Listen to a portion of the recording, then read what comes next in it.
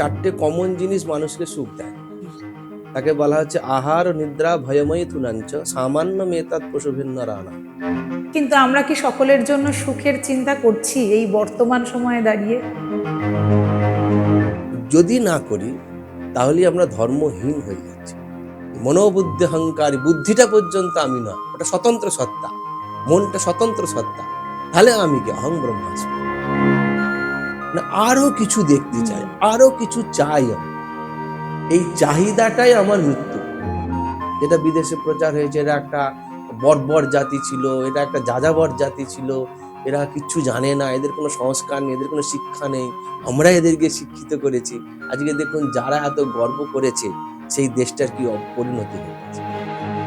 কোথাও আমরা রিজিট হয়ে যাচ্ছি, মানবো না, মানছি না, মানবো না। কিন্তু মানছি না, মানবো না করে কার ক্ষতি করছে? উপনিষদ বলছেন আনন্দাৎ খলবিমানি ভূতানি জায়ন্তে তেন জাতানি জীবন্তি। এই আনন্দ থেকেই সমস্ত জগতের উৎপত্তি হয়েছে। এই আনন্দটাকে খুঁজে বেড়াচ্ছে প্রত্যেকটা জীব।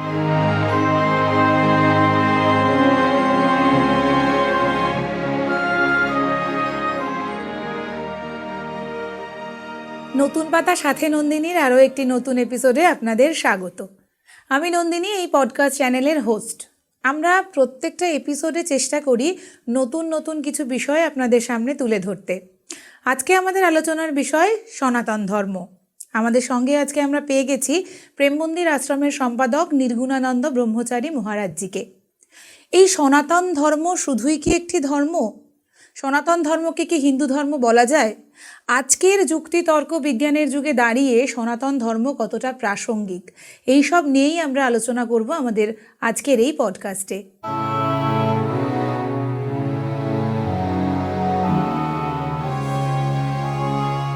নমস্কার মহারাজজি। নমস্কার। আজকে আমরা সনাতন ধর্ম নিয়ে একটুখানি আপনার সঙ্গে আলোচনা করব। এখন তো সোশ্যাল মিডিয়ার যুগ, বিভিন্ন রকমের তথ্য সনাতন ধর্ম সম্বন্ধে আমাদের কাছে আসছে। আমরা একটু আমাদের মতন করে সনাতন ধর্ম নিয়ে আপনার কাছ থেকে জানতে চাইবো। তো প্রথমেই যেটা জানতে চাই যে সনাতন ধর্মকে অনেকে বলে এটি শুধুমাত্র ধর্ম, আবার অনেকে বলে যে এটি বছর বছর ধরে চলে আসা একটা জীবন দর্শন। তো সনাতন ধর্মটা ঠিক কি?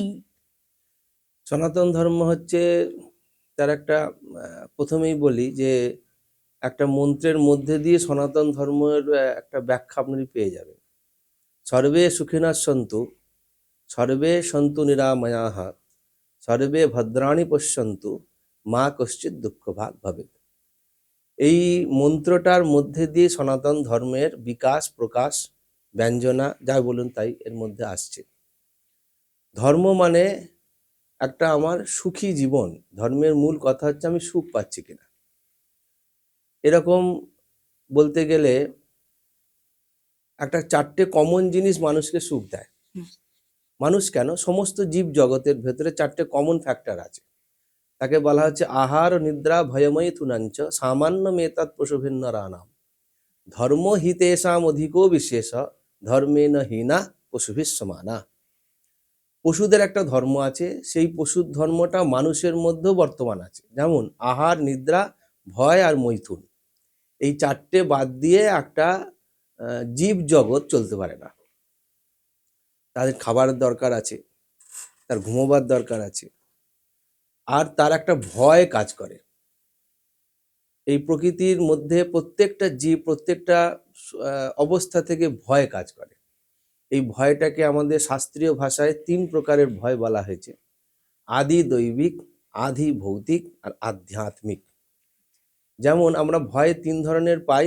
একটা হচ্ছে যে প্রাকৃতিক বিপর্যয়ে জনিত একটা ভয় আমাদের কাজ করে, বজ্রপাত হবে, ভূমিকম্প হবে, খুব ঠান্ডা পড়ছে, এটা যদি আরো 4-5 ডিগ্রি কমে যায় তাহলে পরে কি হতে পারে, কলকাতা শহরে যদি বরফ জমে যায় তাহলে কি হতে পারে। আমরা এখন ভাবছি, কেন এখনই কালকে রাত্রিবেলায় মোটামুটি এক এক জায়গায় আমাদের কলকাতার আশেপাশের অঞ্চলে 8-7 অবধি নেমে গেছে টেম্পারেচার।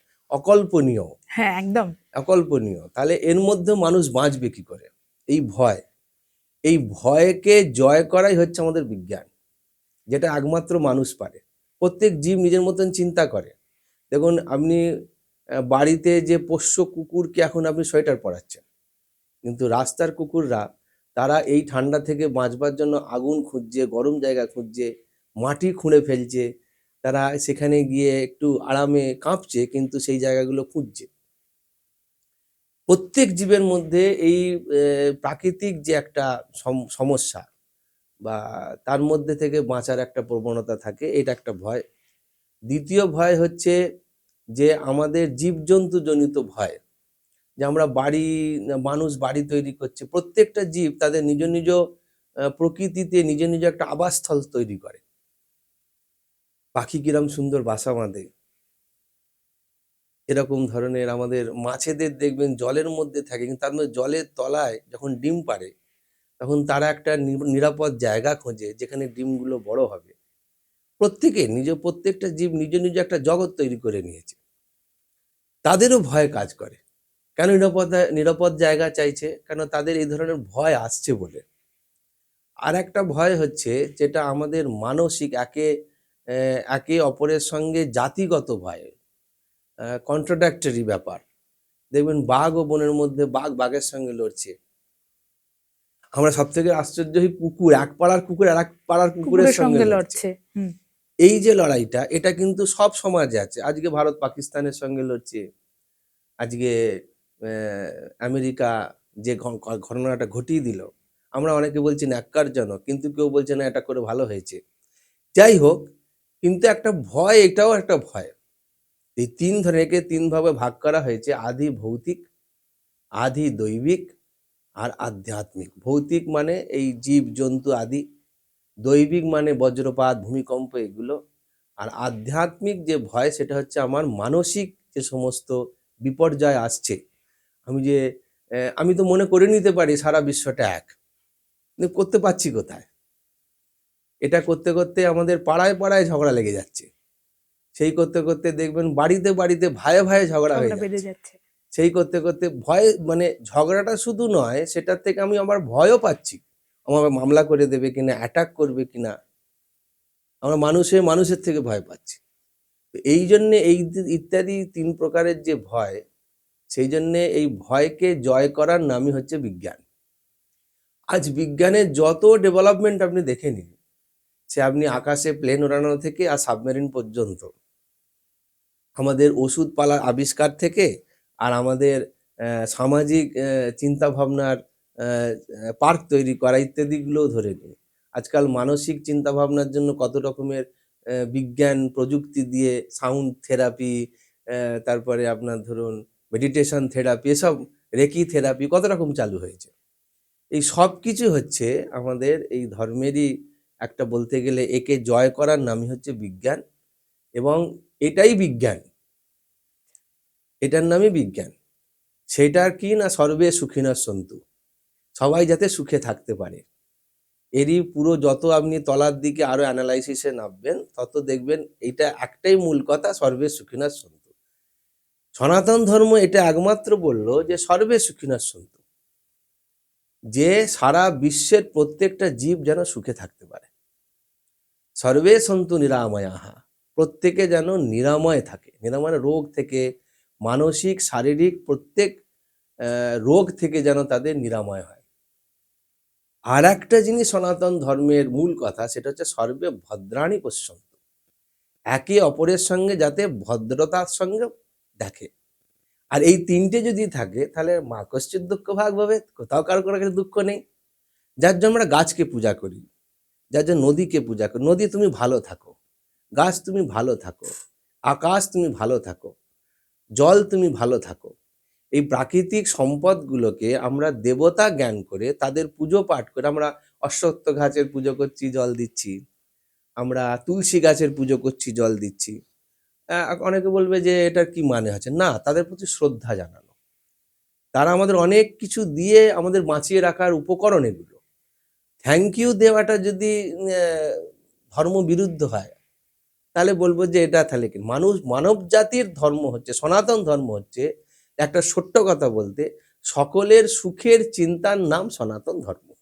কিন্তু আমরা কি সকলের জন্য সুখের চিন্তা করছি এই বর্তমান সময়ে দাঁড়িয়ে? যদি না করি, তাহলে আমরা ধর্মহীন হয়ে যাচ্ছি।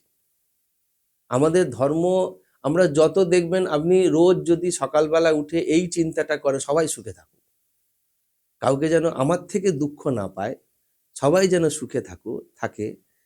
হে আকাশ, তুমি সকালবেলায় সূর্যোদয় করছে, হে সূর্য তুমি সুখে থাকো, হে জল তুমি সুখে থাকো। এই যে সুখে থাকার তাদেরও চিন্তা করা, যাতে গীতায় ভগবান বলছেন পরস্পরম ভাবায়ত নিত্যম তে দেবা ভাবয়ন্ত বাহা। এই যে দেবতারাও আমাদের জন্য যে ভাবনা চিন্তা করছেন, আমরাও দেবতা। এই যে গাছকে দেবতা জ্ঞান করে, সূর্যকে দেবতা জ্ঞান করে, আকাশকে দেবতা জ্ঞান করে, দেবতা জ্ঞান মানে অন্য কিছু নয়। দেবতা জ্ঞান মানে আমার থেকে শ্রেষ্ঠ তাকে আমি দেবতা বলছি। যে তুমি অনেক কিছু করতে পারো, তুমি অনেকের উপকার করতে পারো।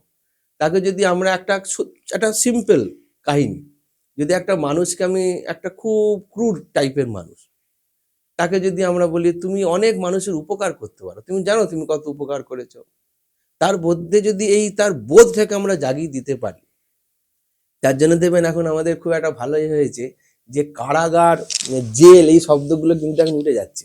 হ্যাঁ, এখন সংশোধনাগার শব্দ এসে গেছে। এসে গেছে। এসেছে মানবিক দিক থেকে এসেছে, আচ্ছা। যে সেখানে তাকে আমরা যাতে শোধন করতে পারি। শোধনটা কিসের শোধন? তাকে তো জেলে বন্ধ করে রেখেই দিয়েছি, তাকে তো নির্দিষ্ট খাবার দাবার দিচ্ছি, তাকে তার রুটিন লাইফের মধ্যে রেখে দিয়েছি, যাতে সে অপরাধ আর না করতে পারে।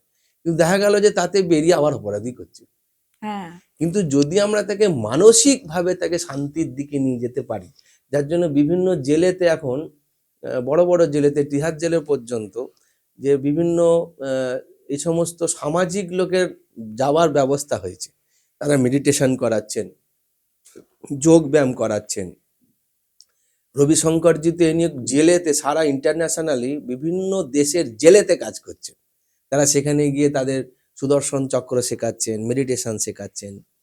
কারণ কি, তাদের মানসিক পরিবর্তনের প্রয়োজন আছে। একবার যদি আমরা মানসিক পরিবর্তনের দিকে চলে যাই, আমাদের ওই মানসিক পরিবর্তনটা কি, যেটা আলটিমেটলি গিয়ে আমাদের সনাতন ধর্মের, যেখান থেকে আমরা বলি যে টেক্সট, যেমন আমরা ধর্মটাকে জানবো কোত্থেকে, শিখবো কোথা, তার নাম বেদ, এই মূল। হুম, এই যে বেদ, সেখানে গিয়ে বলছে অহং ব্রহ্মাস্মি, তুমি তোমার অস্তিত্বের জ্ঞানটাই হচ্ছে তোমার আসল। আমরা যে প্রত্যেক দিন দেখবেন আমরা ছুটে বেড়াচ্ছি, যে খুঁজছি, কাকে খুঁজছি জানি না। আমি বিবাহ করলাম, বিবাহ করলামটা কেন? একটা মানুষকে, আমার জীবনের প্রয়োজনীয়তা কি? আমি তো নিজে রান্না করে খেতে পারি, আমি তো স্বাবলম্বী, আমি তো চলতে পারি, ফিরতে পারি, খেতে পারি, বলতে পারি। একটা লোকের দরকার কি? ওই লোকটার মধ্যে নিজেকে খুঁজে পাবো, আমার মতন করে তাকে খুঁজে পাবো, সেখানেই আমাদের বিবাহিক সম্পর্ক। যেখানে সেটা পাচ্ছি না, ডিভোর্স হয়ে যাচ্ছে। একদম।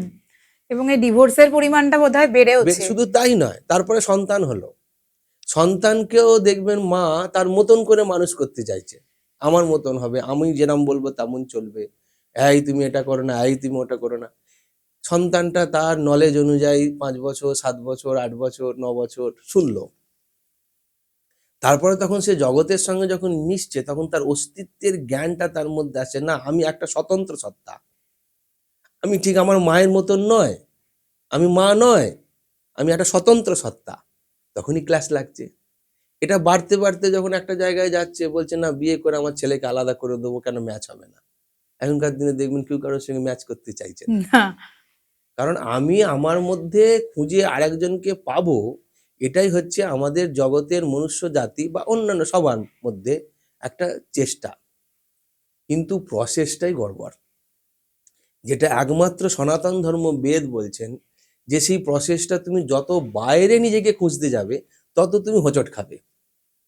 কিন্তু যদি তুমি নিজেকে নিজের মধ্যে খুঁজতে যাও, তখন সেখানে তুমি নিজেকে খুঁজে পাবে। সে খুঁজে পাওয়াটা কি না, বডি সয়েলের মধ্যে নিজেকে খুঁজে তুমি পাবে না। যেখানে বডি আর সয়েল বলে নিজেকে খুঁজবে, সেখানে তুমি নেই। যার জন্য জগৎগুরু শঙ্করাচার্য লিখলেন মনোবুদ্ধি অহংকার চিত্তার, মনটাকে পর্যন্ত বলছে আমি নয়। মনোবুদ্ধি অহংকারী, বুদ্ধিটা পর্যন্ত আমি নয়, ওটা স্বতন্ত্র সত্তা, মনটা স্বতন্ত্র সত্তা। তাহলে আমি কি? অহং ব্রহ্মাস্মি, আমি সচ্চিদ আনন্দ স্বরূপ ব্রহ্ম। গীতায় ভগবান বলছেন न जायते म्रियते वा कदाचित नायं भूत्वा भविता वा न भूयः अजो नित्य शाश्वतोऽयं पुराण न हन्यते हन्यमाने शरीरे।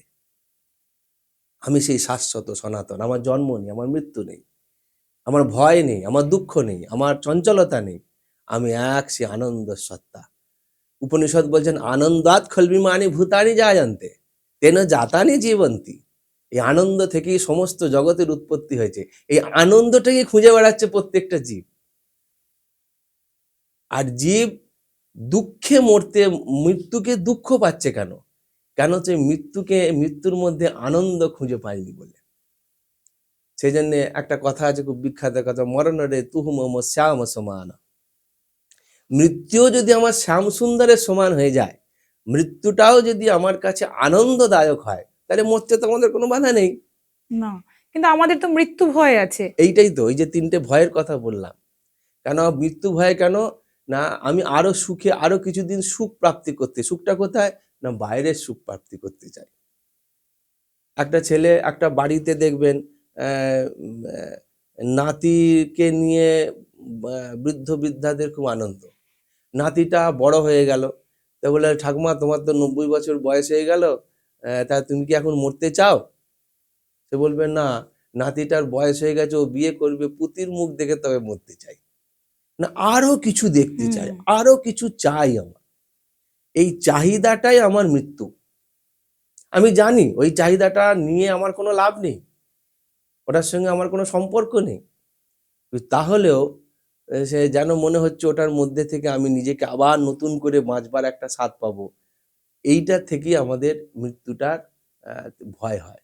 আমি এই জগৎ মরিতে চাই না কেহ সুন্দর ভুবনে। আমাদের একটা ধারণা হয়ে গেছে সুন্দর ভুবন, এখানে আমি মরতে চাই না।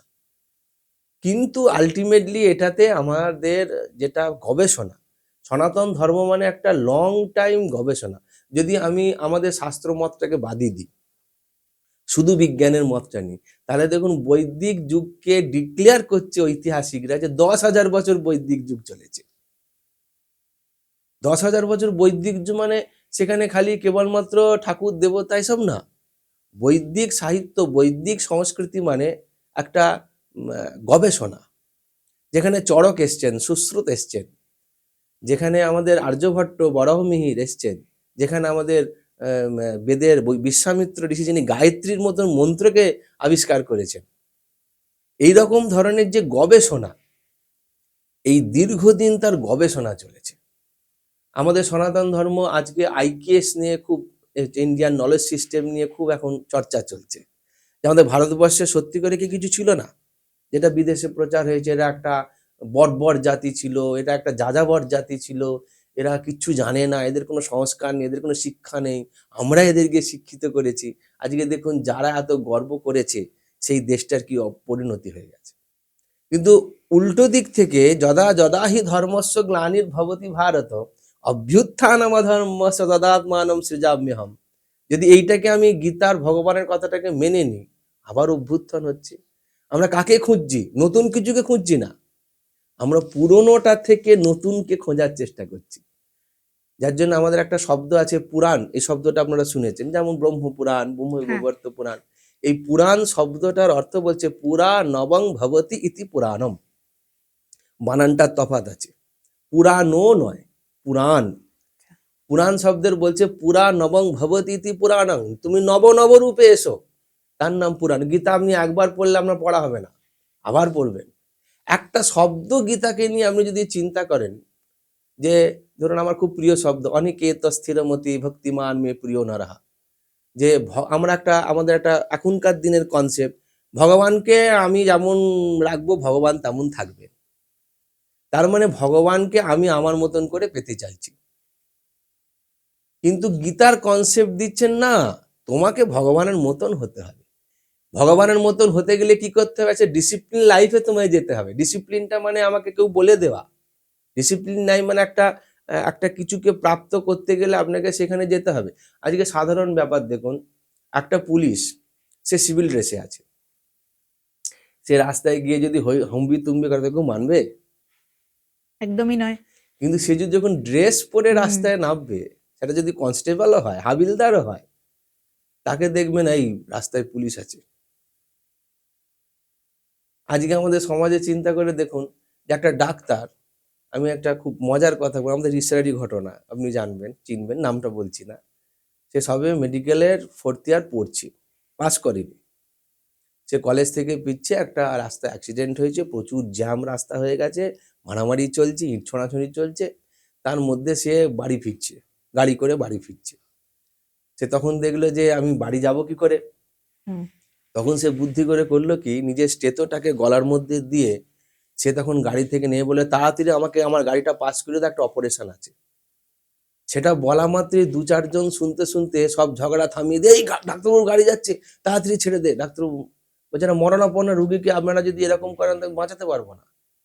সে স্টেথোটা খালি গলায় ঝোলালো, সে ডাক্তার নয়, এখনো হয়নি। স্টেথোটা আমাদের একটা সাইকোলজি তৈরি করে দিল যে না, এই ব্যক্তিটা একটা মানুষের জীবন বাঁচাতে যাচ্ছে, একে ছেড়ে দেওয়া উচিত। অনেক গাড়ি তো রাস্তায় যাচ্ছে, বহু দামি দামি গাড়ি রাস্তায় যায়, কিন্তু সিগন্যালে সবাইকে আটকাতে হয়। একদম। কিন্তু একটা অ্যাম্বুলেন্স বলুন। যদি সাইরেন বাজিয়ে যায়, তাকে সেখানে ছেড়ে দিতে হবে। একদমই। সেরকম হচ্ছে আমাদের একটা ডিসিপ্লিন লাইফ চাই। যে ডিসিপ্লিন মানবে, সেই ডিসিপ্লিন লাইফটাই হচ্ছে আমাদের ধর্ম জীবন। অনেকে তো ভগবান, আমি যদি বলি ভগবানকে আমি আমার মতন চাই, ভগবান কোনোদিনই আমার কাছে আসবে না। কিন্তু ভগবানকে যদি বলি আমি তোমার মতন হতে চাই, তুমি আমাকে আর তোমার মতন তৈরি করে নাও, যদি প্রার্থনা করি, তখন ভগবান আমাকে তার মতন তৈরি করবে।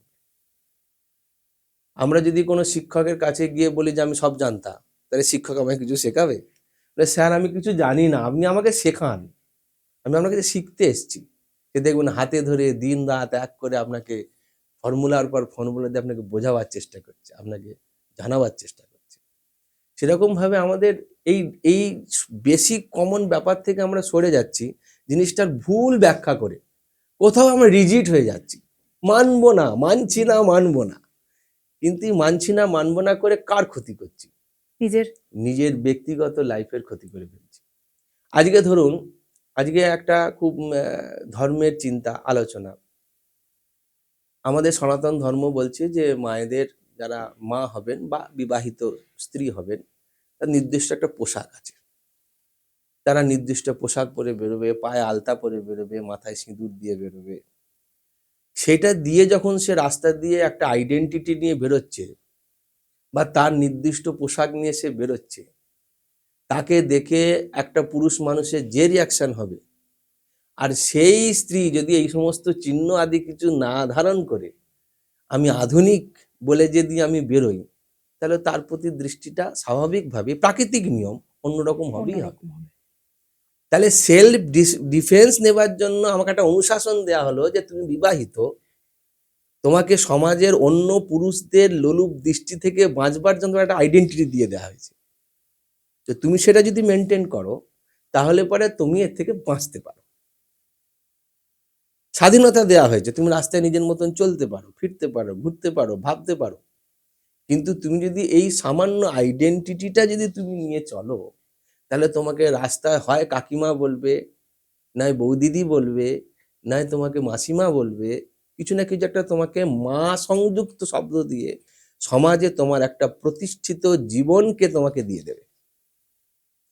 তাতে কি হলো, তোমার জীবন, লাইফ, তোমার দেহ সবটাই সুরক্ষিত রয়ে গেল। কিন্তু তাতেও কি মেয়েরা সুরক্ষিত হচ্ছে? তাতে মেয়েরা সুরক্ষিত যেটা হচ্ছে না, তার জন্য প্রতিবাদ হচ্ছে, সমাজ তার জন্য দাঁড়াচ্ছে। যেখানে এই ধরনের ওপর মেয়েদের ওপর অত্যাচার হয়েছে, যুগে যুগে হয়েছে। আমি এখন আধুনিক যুগের থেকে পেছনে আপনি বলবেন রামমোহনের যুগে তাহলে কি করে হয়েছে? সেখানে রামমোহন এসেছিল তো সেই কারণে, ঈশ্বরচন্দ্র বিদ্যাসাগর এসেছিল তো সেই কারণে। কিন্তু সেটা আমরা অ্যাকসেপ্ট করেছি তো, আমরা তাকে তো অ্যাকসেপ্ট করিনি। আমরা হ্যাঁ, বাদ বিতণ্ডা চলেছে, ঝগড়া হয়েছে, অশান্তি হয়েছে, কিন্তু একটা নির্ণয় হয়েছে। এই যে সামাজিক পরিবর্তনের নির্ণয়টাকে মেনে নেওয়ার ক্যাপাসিটিটা তো যার আছে, তার নাম সনাতন ধর্ম। সনাতন ধর্ম মানে এই নয় যেটা বলে দেওয়া হয়েছে এই ডিসিপ্লিনটা তুমি যদি না মানো তাহলে তোমার হবে। তাহলে পরে আমাদের কত মতবাদ এসেছে দেখুন না। তাহলে একই যদি মতবাদ হতো, তাহলে আমাদের বৌদ্ধ এসেছেন, জৈন এসেছেন, শিখ এসেছেন, বৈষ্ণব এসেছেন, এত যে মতবাদ, প্রত্যেককে নিয়ে আমরা কুম্ভ মেলাতে একসঙ্গেই চান করছি। আপনি কুম্ভে যাবেন, দেখবেন সেখানে সব এসেছে। সারা কুম্ভ মেলায় মানুষ দেখবেন বৌদ্ধ সন্ন্যাসীরাও আছে, আহ, সনাতন ধর্মের, হিন্দু ধর্মের নাগা সম্প্রদায় রয়েছে, আবার একদম পুরো বস্ত্রাবৃত হয়ে বৈষ্ণব সম্প্রদায় রয়েছে। সবাই চলেছেন সেখানে সেই পুণ্য স্নান করতে। বিবিধের মাঝে দেখো মিলন মহান, এর নাম ভারতবর্ষ, এর নাম সনাতন ধর্ম। সনাতন ধর্ম একটা গবেষণামূলক, যুক্তিবাদী, সামাজিক উন্নতি সম্পন্ন এবং মানবিক রূপদানকারী একটা সিস্টেম, তার নাম সনাতন ধর্ম।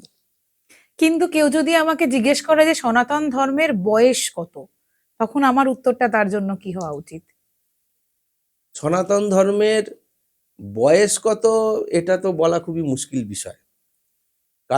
কারণ কি আমাদের এতটাই প্রাচীনত্ব, কারণ আমরা আজ থেকে যদি কিছু হাজার বছর যাই, তখন তক্ষশিলা নালন্দায় যদি যাই, সেখানেও সনাতন ধর্ম ছিল। হ্যাঁ, তার থেকেও আগে যদি যাই, মহাভারতের যুগে যাই, তখনও সেখানেও ছিল। দেখছি সেখানে পুরো ডিসিপ্লিন লাইফটা সনাতন তারা স্বীকার করছে। সনাতনস্তং পুরুষো মতো মে। গীতায় বিশ্বরূপ দর্শন করে অর্জুন ভগবানকে বলছেন, সনাতনস্তং পুরুষো মতো মে। তুমি সেই সনাতন পুরুষ, তুমি সেই সনাতনকে ডিসিপ্লিনটা মেনে আমার সামনে তুমি দাঁড়িয়ে আছো, তুমি সব হতে পারো, দাঁড়িয়ে আছো সেখানে। আর একটু আগে যাই, রামায়ণের যুগে যাই, সেখানেও রামচন্দ্রকে সীতা বলছেন আপনি সনাতন পুরুষ, স্তুতি করা হচ্ছে রামচন্দ্রের। তো এই যে সনাতন ধর্মের আপনি প্রাচীনত্ব যদি বলেন, সাহিত্যের দৃষ্টি থেকে বা আমাদের যেটাকে বলে ভারতবর্ষের যাকে বলে দলিল নথি, তাতে আপনি এর প্রাচীনত্ব যে কত পুরনো তার মানে সংখ্যা প্রমাণ ভিত্তিক যদি যান, অনেক অনেক চলে যাবেন, অনেক আগে চলে যাবেন।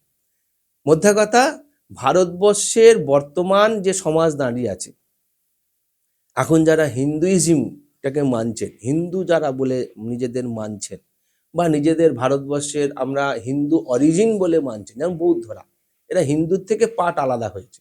হিন্দুর তখনকার দিনের যেগুলো চলেছে, পাশবিক মানে পশু হত্যা, মুক্ত সুখের থেকে নিজেদের নিবৃত্ত করে নিয়েছে, নিজের একটা ইজিম চালু করেছে। এই যে একটা শিডিউল তারা চালু করে নিজেদের মতন একটা সমাজ ব্যবস্থা, নিজেদের কিছু মতবাদ নিয়ে তারা চালু করেছেন, শিখরা এভাবে করেছেন। তো সেই জন্যে এদের সবার সেই অরিজিনেরা স্বীকার করে যে আমরা প্রত্যেকেই সনাতন ধর্ম থেকেই আমাদের উদ্ভূত হয়েছে। আর আমরা এটা বিশ্বাস করি যে বিশ্বের সনাতন ধর্মের কোনো আলটিমেট সৃষ্টির কালক্ষণ আমাদের কাছে নেই, কিন্তু সমস্ত মতবাদ এই সনাতন ধর্ম থেকে দেশ কালের প্রয়োজনে নিজের মতন ভাবে চলছেন, কিন্তু আলটিমেটলি ফিরতে হবে একদিন সেই সনাতনেতে।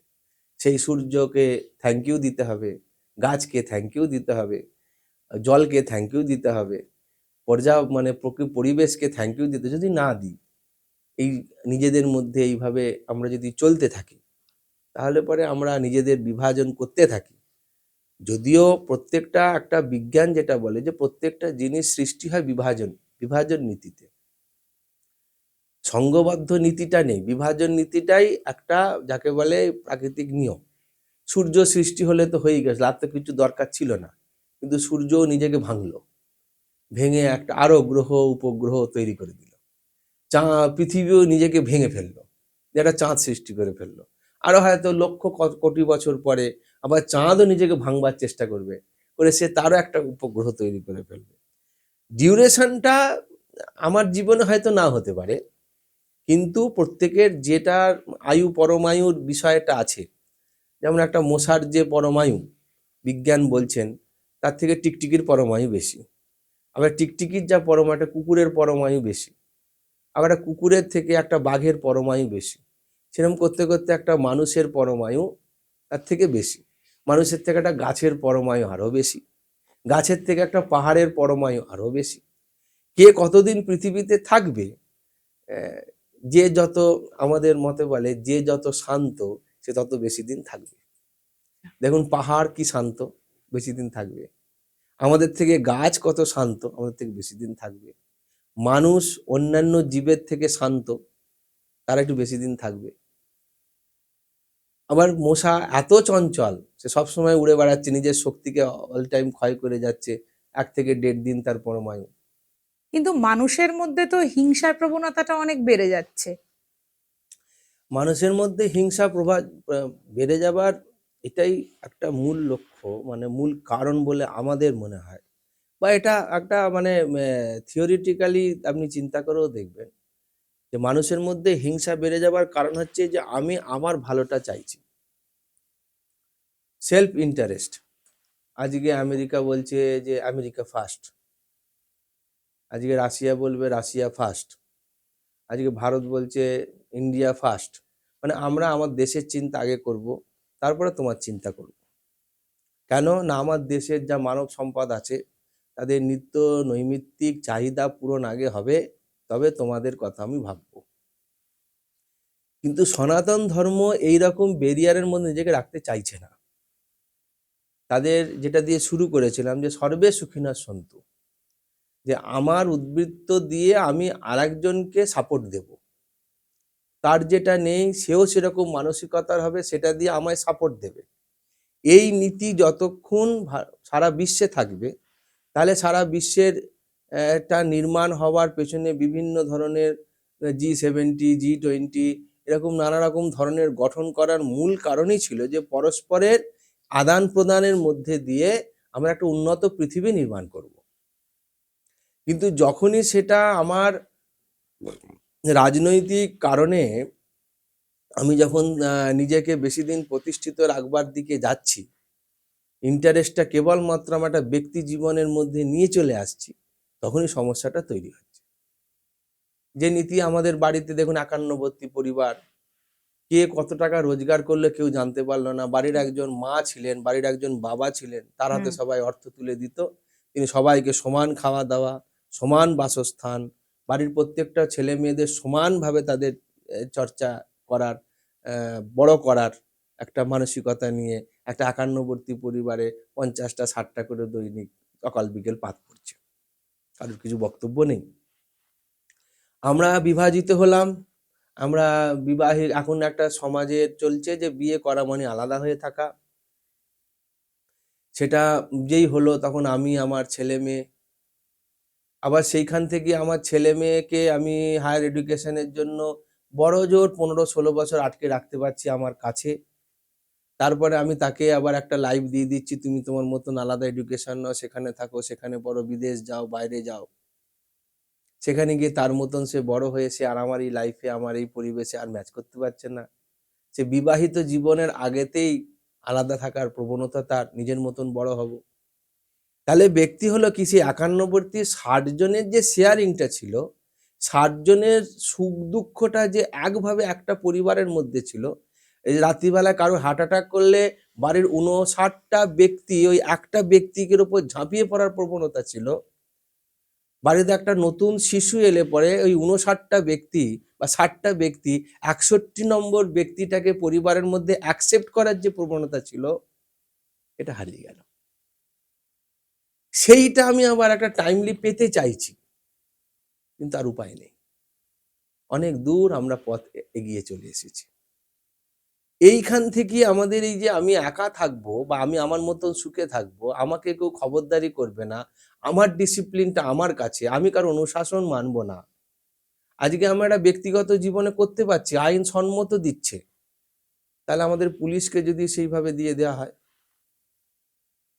যে না, প্রত্যেকটা পুলিশের নিজস্ব ব্যক্তি সত্তা আছে, তারা তাদের মতন, আমাদের সেনাবাহিনীকে যদি দিয়ে দেওয়া হয় যে না, ওইসব ক্যাডেট ফ্যাডেট নয়, ও প্রত্যেকটা সেনাবাহিনী তার নিজস্ব ব্যক্তি সত্তা আছে, সে তার মতন যুদ্ধ করতেও পারে, নাও পারে, যেতেও পারে, নাও পারে, দেশ রক্ষা হবে? একদমই নয়। তাহলে এইখান থেকে কনসেপ্টটা আনতে হবে, খালি দেশ রক্ষার জন্য তারা পরিবার এক হবে, তারা রক্ষা করবে, তাহলে পরিবারটা রক্ষা হবে কি করে? এই কনসেপ্টটা থেকে যত আমরা হারিয়ে যাব, তত আগামী দিনে কি হবে দেখবেন, আমরা সেনাবাহিনী বা আজকালকার দিনে দেখুন এখনকার টেকনোলজি নির্ভরশীল যুদ্ধ হচ্ছে কেন? কারণ আগামী দিনে একটা বড় সমস্যা হচ্ছে যে ফিল্ড মার্শাল আপনি পাবেন না। ফিল্ড মার্শাল যদি আপনি না পান, তাহলে আপনি এআই দিয়ে যুদ্ধ করার জন্য প্রস্তুত হন, স্যাটেলাইট যুদ্ধের জন্য প্রস্তুত হন। একটা লোক একটা দেশকে ধ্বংস করার জন্য যথেষ্ট হবে, এরকম মেন্টালিটিতে আসুন। তাতে কি হবে? এটা যদি শুভ দিকে হয় ভালো, যদি জঙ্গিদের হাতে সেই পরমাণু বোম, সেই অস্ত্র, সেই টেকনোলজি চলে যায়, তারা তখন একটা জাতিকে ধ্বংস করার জন্য যাবে। একটা দেশকে ধ্বংস করার জন্য যাবে। একটা জাতিকে ধ্বংস করার জন্য যাবে। এইটা করতে করতে আমি তোমাকে ধ্বংস করার জন্য যাব।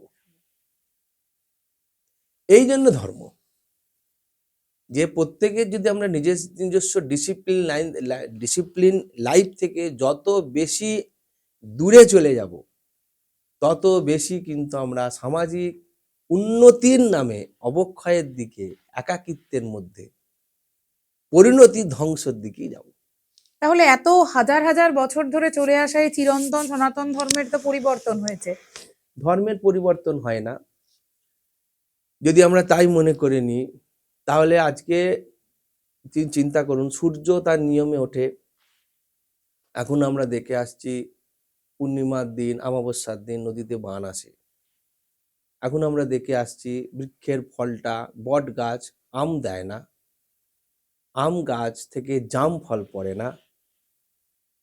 চিরাচরিত নিরন্ত্রিত আমরা যখন এবারে আমের সঙ্গে জামকে মিশিয়ে একটা নতুন গাছ তৈরি করছি, তখন আলাদা কথা। কিন্তু ওই জন্য আমাদের একটা বলা হয় ঈশ্বর সৃষ্ট জগৎ, আর একটা হচ্ছে মানব সৃষ্ট জগৎ।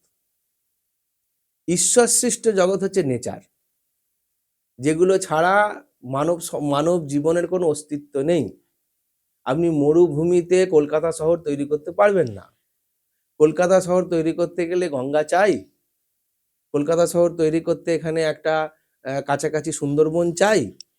কলকাতা শহর তৈরি করতে গেলে আপনাকে কাছাকাছি একটা হিমালয়ের মতন পাহাড় চাই, তবে সেখানে কলকাতা শহর তৈরি হবে। আপনি রাজস্থানের মরুভূমিতে বা সাইবেরিয়াতে গিয়ে আপনি কলকাতা তৈরি করে ফেলবেন, এটা রাতারাতি সম্ভব নয়। সেই জন্যে প্রাকৃতিক সম্পদের উপর আমাদের নির্ভরশীল হতেই হবে। এই প্রাকৃতিক সম্পদটা আমরা মনে করি ঈশ্বর সৃষ্ট, এগুলো কেউ ম্যানমেড। পাহাড়কে কোনো মানুষ সৃষ্টি করেনি, গাছকে কোনো মানুষ সৃষ্টি করেনি।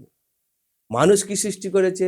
এই যে ক্যামেরাটা মানুষের সৃষ্টি, আমরা এখানে কথা বলছি, এই টেকনোলজিটা মানুষের সৃষ্টি। তো মনুষ্য সৃষ্ট জগৎ যেটা, মানুষ তার জন্যে নিরন্তর প্রয়াস করে যাচ্ছে। এটাই মানুষের বিশেষ ধর্ম, এটা করবে। সে খুঁজে বেড়াচ্ছে, রোজ খুঁজছে। আজও পর্যন্ত, আজকের দিনে তো এখনকার যদি সময় ধরি, কয়েক লক্ষ গবেষক নিজ নিজ গবেষণাগারে ঢুকেতে আর একটা নতুন কিছু খোঁজার প্রয়াসে রয়েছে। সংখ্যাটা ক্রমশ ক্রমশ বাড়ছে। সেই জন্য এই প্রাকৃতিক খুঁজছি কাকে?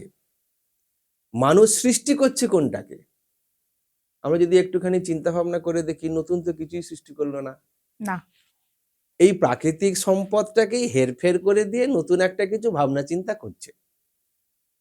একজন ডাক্তারের সঙ্গে আমার কথা হচ্ছিল, ডাক্তারবাবু বলছেন যে এত পরিমাণের জীবাণু আছে ধর্তব্যের বাইরে। আমরা 200-400 জীবাণুকে ধরতে পেরেছি, তাদের নেচারগুলো জানতে পেরেছি, এবং তাদের নেচারগুলো জেনে কিছু অ্যান্টিবায়োটিক আমরা তৈরি করতে পেরেছি। কিন্তু এরকম কোটি কোটি জীবাণু রয়েছে যারা আমাদের ধর্তব্যের বাইরে। রোজ তাদের নিয়ে তাদের ধরবার অনুসন্ধান চলছে, এর নাম গবেষণা। তার মানে এই জীবাণুগুলোকে তৈরি করলো কে? প্রকৃতি। জীবাণু তো মানুষ তৈরি করতে পারে না। প্রকৃতি। ক্যান্সার জার্মসটা কি করে মানুষ তৈরি করবে? কিন্তু ক্যান্সার রোগটা মানুষের হয়, তাই কি না? আপনার দেহের মধ্যে একটা ক্যান্সার রোগ হয়েছে, এটার সৃষ্টিকর্তা তো আপনি হতে পারেন না। নাম দিয়েছি ক্যান্সার, তার আগে একটা অন্য নাম ছিল, তার আগে একটা অন্য নাম ছিল, তার আগে একটা অন্য নাম ছিল। দেশ কালের ভাষাতে সেই নামের তারতম্য হয়েছে। এখন বিশ্বায়ন হয়ে গিয়ে একটা নামে সারা বিশ্বের মানুষ তাকে চিনছে, একটা ওষুধের নামে সারা বিশ্বের লোক চিনছে। বিশ্বায়নের এটা উপকার, কিন্তু তার পরিপ্রেক্ষিতে আমরা সেইগুলোকেই আলটিমেটলি জানছি কি করে? আপনি যদি একটা ক্যান্সার জার্মসের তাকে মারবার জন্য যে ওষুধগুলো আবিষ্কার হচ্ছে, বলুন তো তার মধ্যে কোন খনিজ সম্পদটা নেই? বা খনিজ সম্পদটা বাদ দিয়ে বা অ্যানিমাল সম্পদটা বাদ দিয়ে তার মধ্যে নতুন কিছু একটা কিছু করা গেছে কিনা? প্রকৃতি থেকেই নেওয়া তো সেগুলো, হুম, তাই কি না? আপনি একদমই। সোডিয়াম ক্লোরাইড বলুন, আর নাইট্রেটই বলুন, আর নাইট্রোজেনই বলুন, আর অক্সাইডই বলুন, এগুলো প্রকৃতি ছাড়া আর কি, তাই কি না? একদমই। এইগুলো ঈশ্বর সৃষ্ট। আর আমরা যে ওইগুলোকে মিলিয়ে একটা ওষুধ বানিয়ে ফেললাম, কম্পোজিশন করে ফেললাম, এর নাম মনুষ্য সৃষ্ট। তার দিয়ে একটা মানুষকে কিছুদিন বাঁচানো গেল, কিন্তু একটা মানুষকে আপনি এভারগ্রিন করে রাখার ক্ষমতা আপনার নেই। না। যা যাতে অস্তি বর্ধতে বিপরিণামতে অপক্ষিয়াতে বিনাশ্যতে। যাস্কমুনি এই জীবে ষড়বিধ বিকারের কথা বলে গেছে, যে জন্মাবে তার এইভাবে বিকার প্রাপ্ত হয়ে লাস্টে তার হচ্ছে বিনাশ্যতে, বিনাশ প্রাপ্ত হবেই হবে। এটার যার যতদিন পরমায়ু নির্দিষ্ট আছে ততদিন সে থাকবে। পৃথিবীরও একটা, যেহেতু পৃথিবীর সৃষ্ট জগৎ সৃষ্টি হয়েছে, তারও একটা পরমায়ু আছে। বিজ্ঞানীরা বলছেন জলের স্তর এত বছর পরে শেষ হয়ে যাবে, তেল এত বছর চললে শেষ হয়ে যাবে, প্রাকৃতিক সম্পদ যদি একদিন না একদিন নিঃশেষ হয়ে যাবে, তখন মানুষ কি করবে? এখন তার জন্য বাঁচার জন্য সোলার সিস্টেমে চলছে। আজকের যে ওয়েদার আছে, সূর্য ওঠেই নি, এখন দেখুন বাড়িতে কেউ যদি সোলার প্যানেল দিয়ে আলো জ্বালায়, তার আলোর জোর কত দেখবে, মিট মিট মিট মিট করছে। আজকালকার দিনে মানুষ পেট্রোল ছেড়ে ব্যাটারিতে গাড়ি চালাচ্ছে, সোলার প্যানেল দিয়ে ট্রেন চালাবার চেষ্টা করছে মানুষ। এই তাহলে সোলার প্যানেলের আসল উৎসটা কি? সেই তো সূর্য, সূর্য। সূর্যের আলো। অতএব ঈশ্বর সৃষ্ট জগৎকে মানুষ তার প্রয়োজনে কাজে লাগাবার জন্য মনুষ্য সৃষ্ট জগৎ তৈরি করেছে। তার মানে সনাতন ধর্ম তার জায়গাতেই আছে, একদম, আমরা উপস্থাপনটা ভুলভাবে করছি হয়তো। একদমই। অতএব সনাতন ধর্মকে তার যে ব্যাপকতা, ব্যাপ্তি, এটা নিঃসন্দেহে এটা অনেক লং ব্যাপার। এটা কবে সৃষ্টি হয়েছে, কবে কি হবে, এ নিয়ে আমাদের আলোচ্য বিষয় না। মূল বিষয় হচ্ছে আমাদের কন্টেন্টটা থেকে আমরা সরে যাচ্ছি, ভুল ব্যাখ্যার মধ্যে আমরা পড়ে যাচ্ছি। মৌলিকতার চিন্তা ভাবনা করতে করতে আমরা নিজেদের মৌলিক ভাবছি, কিন্তু আলটিমেটলি মৌলিক উপাদান হতে পারে, মৌলিক পদার্থ দিয়ে আপনার কিন্তু গয়না তৈরি হবে না। আপনি শুধু সোনায় গয়না তৈরি করতে পারবেন না। গয়না হতে গেলে সেটা খাদ দরকার আছে। খাদ হওয়া মানে সেটা যৌগিক হয়ে গেল, মৌলিক আর রইল কোথায়? কিন্তু দামটা পাচ্ছে মৌলিক সোনার দামই, দাম তার বিক্রি হচ্ছে। সেরকম ভাবে আমাদের এই জগতের আমরা যেভাবে উপস্থাপনা করছি, সেক্ষেত্রে আমাদের মৌলিক চিন্তা ভাবনাটার একদিন হতেই হবে। সেই জায়গায় আমরা যত নিজেদের বিভাজিত করে ভাবছি বোধহয় আমরা মৌলিক, এই জায়গা থেকে আমাদের আরো চিন্তার প্রয়োজন আছে। তবে আমরা সর্বে সুখিনঃ সন্তু সর্বে সন্তু নিরাময়া সর্বে ভদ্রাণি পশ্যন্তু মা কশ্চিৎ দুঃখ ভাগ ভবেৎ, এই আলটিমেট লক্ষ্যের দিকে আমরা যেতে পারবো। তাছাড়া আমাদের পক্ষে সম্ভব না। আর সনাতন ধর্মে যে ৩৩ কোটি দেবদেবীর কথা বলা হয়েছে, এরা কি সংখ্যায় ৩৩ কোটি, না এর অন্য কোনো অর্থ আছে? অর্থ আছে, যেমন আমাদের ৩৩ কোটি, আমাদের একটা শব্দ আছে যে ঈশ্বর কোটি। কোটি শব্দ অর্থকে এখানে ব্যাপক অর্থে ব্যবহার করা হয়েছে। যেমন আমরা একক, দশক, শতক, হাজার, অযুত, কোটি, এরকম ভাবে সংখ্যা তত্ত্বকে দিয়ে তার শ্রেষ্ঠত্বকে প্রকাশ করি, যে কোটি কোটি গুণ ভালো। আমরা একটা মুখে মুখে বলি না, হুম, যে তোর থেকেও কোটি কোটি গুণ গুণ ভালো। ভালো। তার মানে কোটি কোটি মানে সংখ্যা তত্ত্বে এলো, সেটা হচ্ছে একটা বিষয়। ৩৩টা হচ্ছে সংখ্যা, যেমন সেখানে আপনার একাদশ রুদ্রের কথা বলা হয়েছে, সেখানে আমাদের 10 দিকপালের কথা বলা হয়েছে, অশ্বিনী কুমারদের কথা বলা হয়েছে, এরকম করে ৩৩টা 10টা দিকের কথা বলা হয়েছে। এই করে ৩৩টা আমাদের আহ, আহ, দেবতা বলা হয়েছে, ৩৩ জন দেবতা। এই ৩৩ জনের মধ্যে আপনি দুর্গা, কালী, সরস্বতী, জগদ্ধাত্রী কেউ নেই। আচ্ছা। এবার 10 দিক পাল আছে।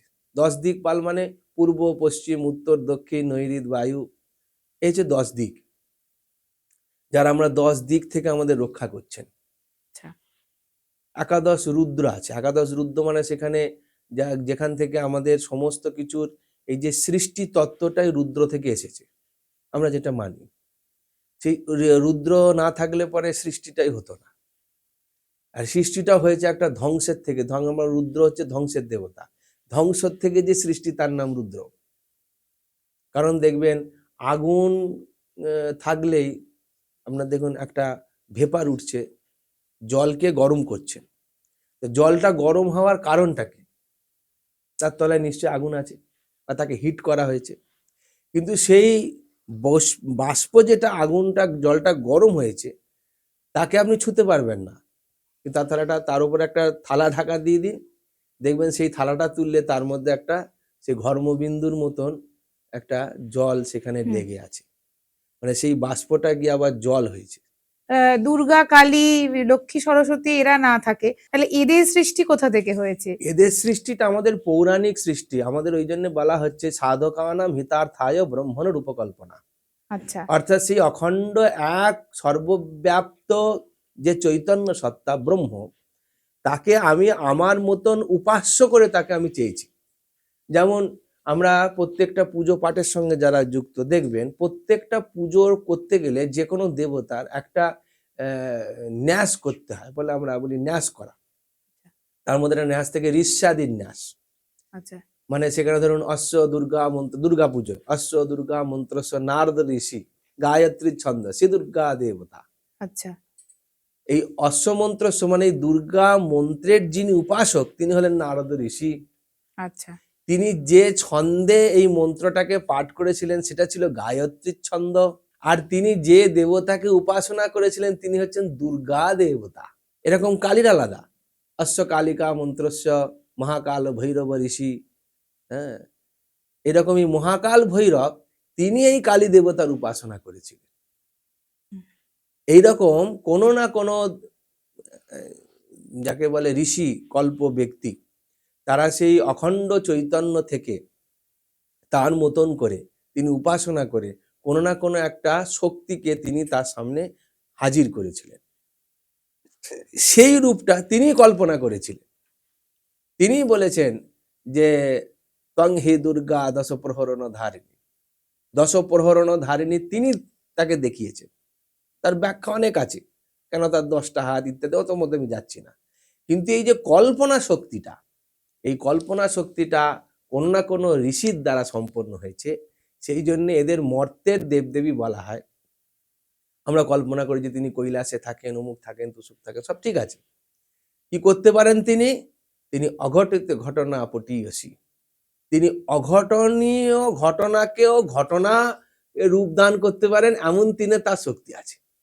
যেটা হবার নয় তাকে করে দিতে পারেন, সেই শক্তিটা যার আছে তিনি হচ্ছেন ঈশ্বর। আমি জানি আমার জীবনের আয়ু ক্রমশ মৃত্যুর দিকেই যাচ্ছে। আমি চিন্তা করলাম মহিষাসুর তপস্যা করলে আমি অমর হব, জানি আমি মরবো, তপস্যা করলে আমি অমর হব। তপস্যা করলো, ব্রহ্মা এসে তাকে বললো যে না, তুমি তো অমর হওয়ার শক্তি তোমার মধ্যে নেই, তবে তোমার অধিক কাল তুমি বেঁচে থাকতে পারো। এই বিপদ যদি তোমার জীবনে না আসে তাহলে তুমি অধিক কাল বেঁচে থাকতে পারো। এটুকুন তোমার তপস্যার ফল আমি তোমায় দিতে পারি। তার মানে আমি অধিক কাল বাঁচছি, এটা আমার গর্ববোধ মহিষাসুর এলো যে আমাকে কেউ মারতে পারবে না। যখনই তার মারার উপশম এলো, তোমারে বধিবে যে গোকুলে বাড়িছে সে, যখন এলো তখন সে চিন্তা করলো কংস যে না, তাহলে দ্রৌপদীকে যদি মেরে দিই, দেবকীকে যদি আমি মেরে দিই, তাহলে পরে তার থেকে সন্তান উৎপন্ন হওয়ার কল্পই নেই, ওকেই মেরে দাও। তারও ভয় কাজ করলো। এই যে ভয় কাজ করে তাকে মেরে দেওয়া জন্য যে আমাদের চিন্তা, এইখান থেকে এই সাইকোলজিটা যুগে যুগে ফরমেশন হয়ে আজ অব্দি চলছে। আমার বিপদকে মেরে দাও, আমার শত্রু, আমার বিপদ মানে সে আমার শত্রু, তাকে রাখা যাবে না, মেরে দাও। আমার শত্রুকে না, আমার মতে যে চলে না সে আমার শত্রু। শত্রু অন্য কিচ্ছু নয়, আমার অনুশাসন যে মানে না, আমার মত যে মানে না, আমাকে শ্রেষ্ঠ বলে যে মানে না, সে আমার শত্রু। তাকে আপনি হাজার বোঝাতে যান, ভাই তোর এই চিন্তা ভাবনাটা ভুল, তুই তাহলে আমার শত্রু। একদমই তাই। এই কনসেপ্ট আপনি চিন্তা করুন, যা কনসেপ্ট ছিল আপনার কংসের, একই কনসেপ্ট কিন্তু আজও রয়ে আজও গেছে। রয়ে গেছে। অতএব এটার পরিবর্তন করা যাবে না। এই মূর্তি পূজা তাহলে কবে থেকে, মূর্তি পূজার প্রচলন কি সনাতন ধর্মে ছিল? না, বৈদিক ঋষিতে যে উপাসনা, সেখানে বেদ বলছেন, সেখানে অগ্নি উপাসনার কথা বলা হয়েছে, সেখানে ইন্দ্রকে দেবতা বলা হয়েছে, বরুণকে দেবতা বলা, এই যে 10 দিক পাল বললাম, এরকম ইন্দ্র দেবতা, বরুণ দেবতা, পৃথিবী দেবতা, এদের সব বলা হয়েছে। কিন্তু সেইখানে দুর্গার ফরমেশন বা লক্ষ্মীর ফরমেশন বা আরো আরো যেতে গিয়ে অনেক দেবতা এসে গেছেন, সেইগুলো কোনো না কোনো সাধকের দ্বারা সেই মহাশক্তিকে কল্পনা করে এবং তার দ্বারা সমাজের মানুষের মনুষ্য জাতির উপকারে লাগতে পারে, তাকে উপাসনা করলে বা তার শরণাপন্ন হলে পরে তার উপকারে এই ধরনের উপকার হতে পারে, সেই জন্যে এই ধরনের কল্পনা শক্তি থেকে বা এই ধরনের উপাসনা শক্তি থেকে তাদের সাক্ষাৎকার হয়েছে এবং তাদের মানুষ মেনে নিয়েছেন, সেই জন্যে সেই প্রচলনটা সেই থেকে চলছে। এবং তাদেরই আমরা মূর্তি করে পূজা করছি। তাদের এবং এই যে পূজা অর্চনা আমরা করছি, তার জন্যে আমরা উপোস করে, মানে আমাদের মধ্যে একটা মানে ধারণা আছে যে না, পুজো আমরা করব যখন আমাদের উপোস করতে হবে। উপোস ছাড়া কি পুজো করা যায় না? দেখুন, এই উপোস উপোস বিষয়টা খুব একটা মানে কনসেপ্টটাকে নিতে হবে। আপনি আধুনিক যুগে থেকে উপোসটাকে উপোসের ব্যাখ্যায় আসতে হবে। উপোস মানে উপবাস, উপশব্দের হচ্ছে সমীপে। ধরুন আমি উপবাস করছি মানে দুর্গা পুজো হচ্ছে, দুর্গার উপবাস করছি, মানে আমি না খেয়ে রয়েছি, এর নাম উপবাস নয়। আমি দুর্গা পুজোর সঙ্গে যুক্ত আছি, দুর্গার কাছেই আছি, ওই মৃন্ময়ী মূর্তিটা সাক্ষাৎ চিন্ময়ী হয়ে আমার সামনে দাঁড়িয়ে আছেন, আমি তাকে তার মধ্যে সেই চিন্ময় সত্তাটা দেখতে পাচ্ছি, এর নাম উপবাস। খাওয়া দাওয়ার যে বিষয়টা, এটা হচ্ছে কি, যে এটার কনসেপ্টটা হচ্ছে যে যত আপনার পেট পরিষ্কার থাকবে, খাওয়া মানেই আমাদের পাকস্থলীতে একটা এক্সট্রা চাপ তৈরি করে, সেটা মলমূত্র আকারে আমাদের শরীর থেকে নির্গত হয়ে যায়, সেটা সম্পূর্ণ নির্গত হয়ে গেলে বা তারপরে আমাদের একটা সেন্সেশন হয়, আবার খেতে চাই আমরা। কিন্তু আপনি দেখবেন, যদি আপনি বেশি যে হ্যাবিচুয়েট জল খাবার, তাহলে আপনি বসে ধ্যান করবেন কি করে, তা আপনার তো বাথরুম পেয়ে যাবে, কনসেন্ট্রেট চলে গেল। আপনার মনে হচ্ছে এখন গিয়ে 4টি খেয়ে আসি, খাওয়া মানে আপনার হজম হবে, বদ হজম হবে, সেই নিয়ে আপনার খাবারের চিন্তা থেকে যাবে। আমি যদি সেই দিনটা, এবং সেটা ক্ষতিকারক কিছু নয়, উপবাসটা আধুনিক সমাজ, আধুনিক বিজ্ঞান উন্নতিতে বলছে যে না, উপবাসটা কোনো ক্ষতিকারক বিষয় নয়, বরঞ্চ মাঝে মাঝে উপবাস দেওয়াটা ভালো। তাতে কি হয়, তাতে আমাদের পাকস্থলীর ওপর যে রোজ আমরা যে রোজ যে সে পচাচ্ছে, পচনশীল পদার্থগুলো পেটের মধ্যে জমে রয়েছে, সেগুলো একটা টাইমে বের হয়ে যাবার পরে খানিকক্ষণ স্টমাকটা এমটি থাকার দরকার, তাদের স্টমাকটা ভালো থাকে, এক্সট্রা লোড হয় না। আপনি দেখবেন যে অধিক খায় যারা, তাদের হাই প্রেশার হয়ে যায় কেন? কারণ তাদের রক্তের উপর চাপ সৃষ্টি হচ্ছে। সেই হাই প্রেশার লোকটাকে একদিন ফাস্টিং করিয়ে রাখুন বা তাকে একদম অল্প সামান্য খাবার দিয়ে তাকে রাখুন, দেখুন প্রেশারটা তার কিভাবে আস্তে আস্তে কন্ট্রোলের দিকে চলে আসছে। তার মানে উপবাসটা এইটাই, যে আমি তার কাছে থাকার যে সংকল্পটা নিয়েছি, উপবাস করবার যে সংকল্পটা নিয়েছি, এই খাওয়ার চিন্তা, পানীয় চিন্তা, এসবের যে চিন্তার থেকে আমি একটু বিরত থেকে তাকেই কনসেন্ট্রেট করব এবং সেখানেই আমার চিন্তা, ভাবনা, বুদ্ধি, বিবেক সব একটা জায়গাতেই কনসেন্ট্রেট হবে, অন্য কোনো বস্তুর দিকে যাবে না। তাহলে আমার ধ্যানটা বা চিন্তনটা একটা শান্তির জায়গায়, পরিপক্কতার জায়গায় যাবে। এই জন্যই বলা হয়েছে যে না, কিছু না খেয়ে যাওয়া ইত্যাদিগুলো সেখান থেকে এসেছে। আর নিরামিষ আহার গ্রহণ? নিরামিষ এখন বিজ্ঞান, এটা তো আমাদের এখন আর লড়তে হয় না, জানেন তো। এই নিরামিষ আমিষ নিয়ে আমাদের লড়াইটা এখন আমাদের থেকে, আমরা ডাক্তাররা দায়িত্ব নিয়ে নিয়েছে। এখন ডাক্তাররাই বলছেন যে যত বেশি তুমি ভেজিটেবল খাবে, এখন তো বলছে কাঁচা ভেজিটেবল যত বেশি খাবে, মানে ফল পাকুড় জাতীয় জিনিস বেশি খাবে, তত তোমার রোগ প্রতিরোধ ক্ষমতাটা আরো বেশি থাকবে। বেশি তুমি পচনশীল পদার্থ যত বেশি খাবে, তত তোমার দেহের রোগ বৃদ্ধি হবে। সেই জন্যে ফ্রেশ ফুড খাবার জন্য ডাক্তাররা এখন দায়িত্ব নিয়ে নিয়েছেন। তারাই বলছেন যে সপ্তাহে 1 দিন করে একবেলা অন্তত ফল খান, লিভারটা ভালো থাকবে। এখন আমাদের আর এটা করলে মানছে। তখন আর তারা একাদশী, আমাদের সেইটাই কনসেপ্ট দেওয়া হয়েছিল, একাদশীর ব্রত। মানে মাসে 2টো দিন তোমাকে এই তোমার নিয়মিত খাবারের বাইরে গিয়ে তোমাকে তোমার স্টমাকটাকে একটু রেস্ট দিতে হবে। তাহলে তোমার শরীরের কন্ট্রোলিং পাওয়ার বাড়বে, কনসেন্ট্রেশন লেভেল বাড়বে, ব্লাড সার্কুলেশন ঠিক থাকবে, শরীরের এক্সট্রা ওজন বৃদ্ধি হওয়া কমবে। এইগুলো তোমার কমাবার জন্য একটা নিয়ম করে দেয়া হলো যে না, একাদশীতে যদি তুমি খাও তাহলে তোমার এই পাপ লাগবে। পাপটা কি? না ওই পাপের ভয়েতে সে যদি নিজেকে ঠিক রাখে। ডাক্তার যেরকম ভয় দেখাচ্ছেন যে এটা যদি আপনি না মানেন তাহলে আপনার এই রোগটা থেকে কেউ আপনাকে রক্ষা করতে পারবে না, সেই রোগ থেকে বাঁচার ভয়ে সে নিয়মে চলে আসছে। কনসেপ্টটা ঠিক তাই। সমগ্র সমাজ ব্যবস্থাকে তাদের কন্ট্রোল লাইফে নিয়ে আসার জন্য একটা সময়, কেন সবাই তো আর পড়াশোনা করতো না, সবাই এখনকার মতন সবাই তো আর নেট ঘাঁটার অভ্যেস ছিল না, তো নেটই বা ছিল কোথায়।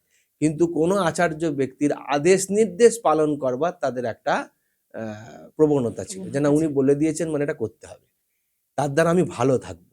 যে আমি ভালো থাকবো কি করে? না, ওনার কথা শুনলেই ভালো থাকবো। এই কনসেপ্ট থেকে এই নির্দেশগুলো আসতে শুরু করেছে। সেটার ব্যাখ্যা এখন অপব্যাখ্যা হয়ে গেছে, আবার ঘুরিয়ে ফিরিয়ে এসে একই জায়গায় আসছে, আমরাও দেখছি। তার মানে সনাতন যুগের যে কয়েক হাজার বছর আগে যারা আচার্য গুরু ছিলেন, তারা ছিলেন তখনকার যুগের ডাক্তার, কারণ তাদের কথা তো আপনারা মেনে এসেছেন এতদিন।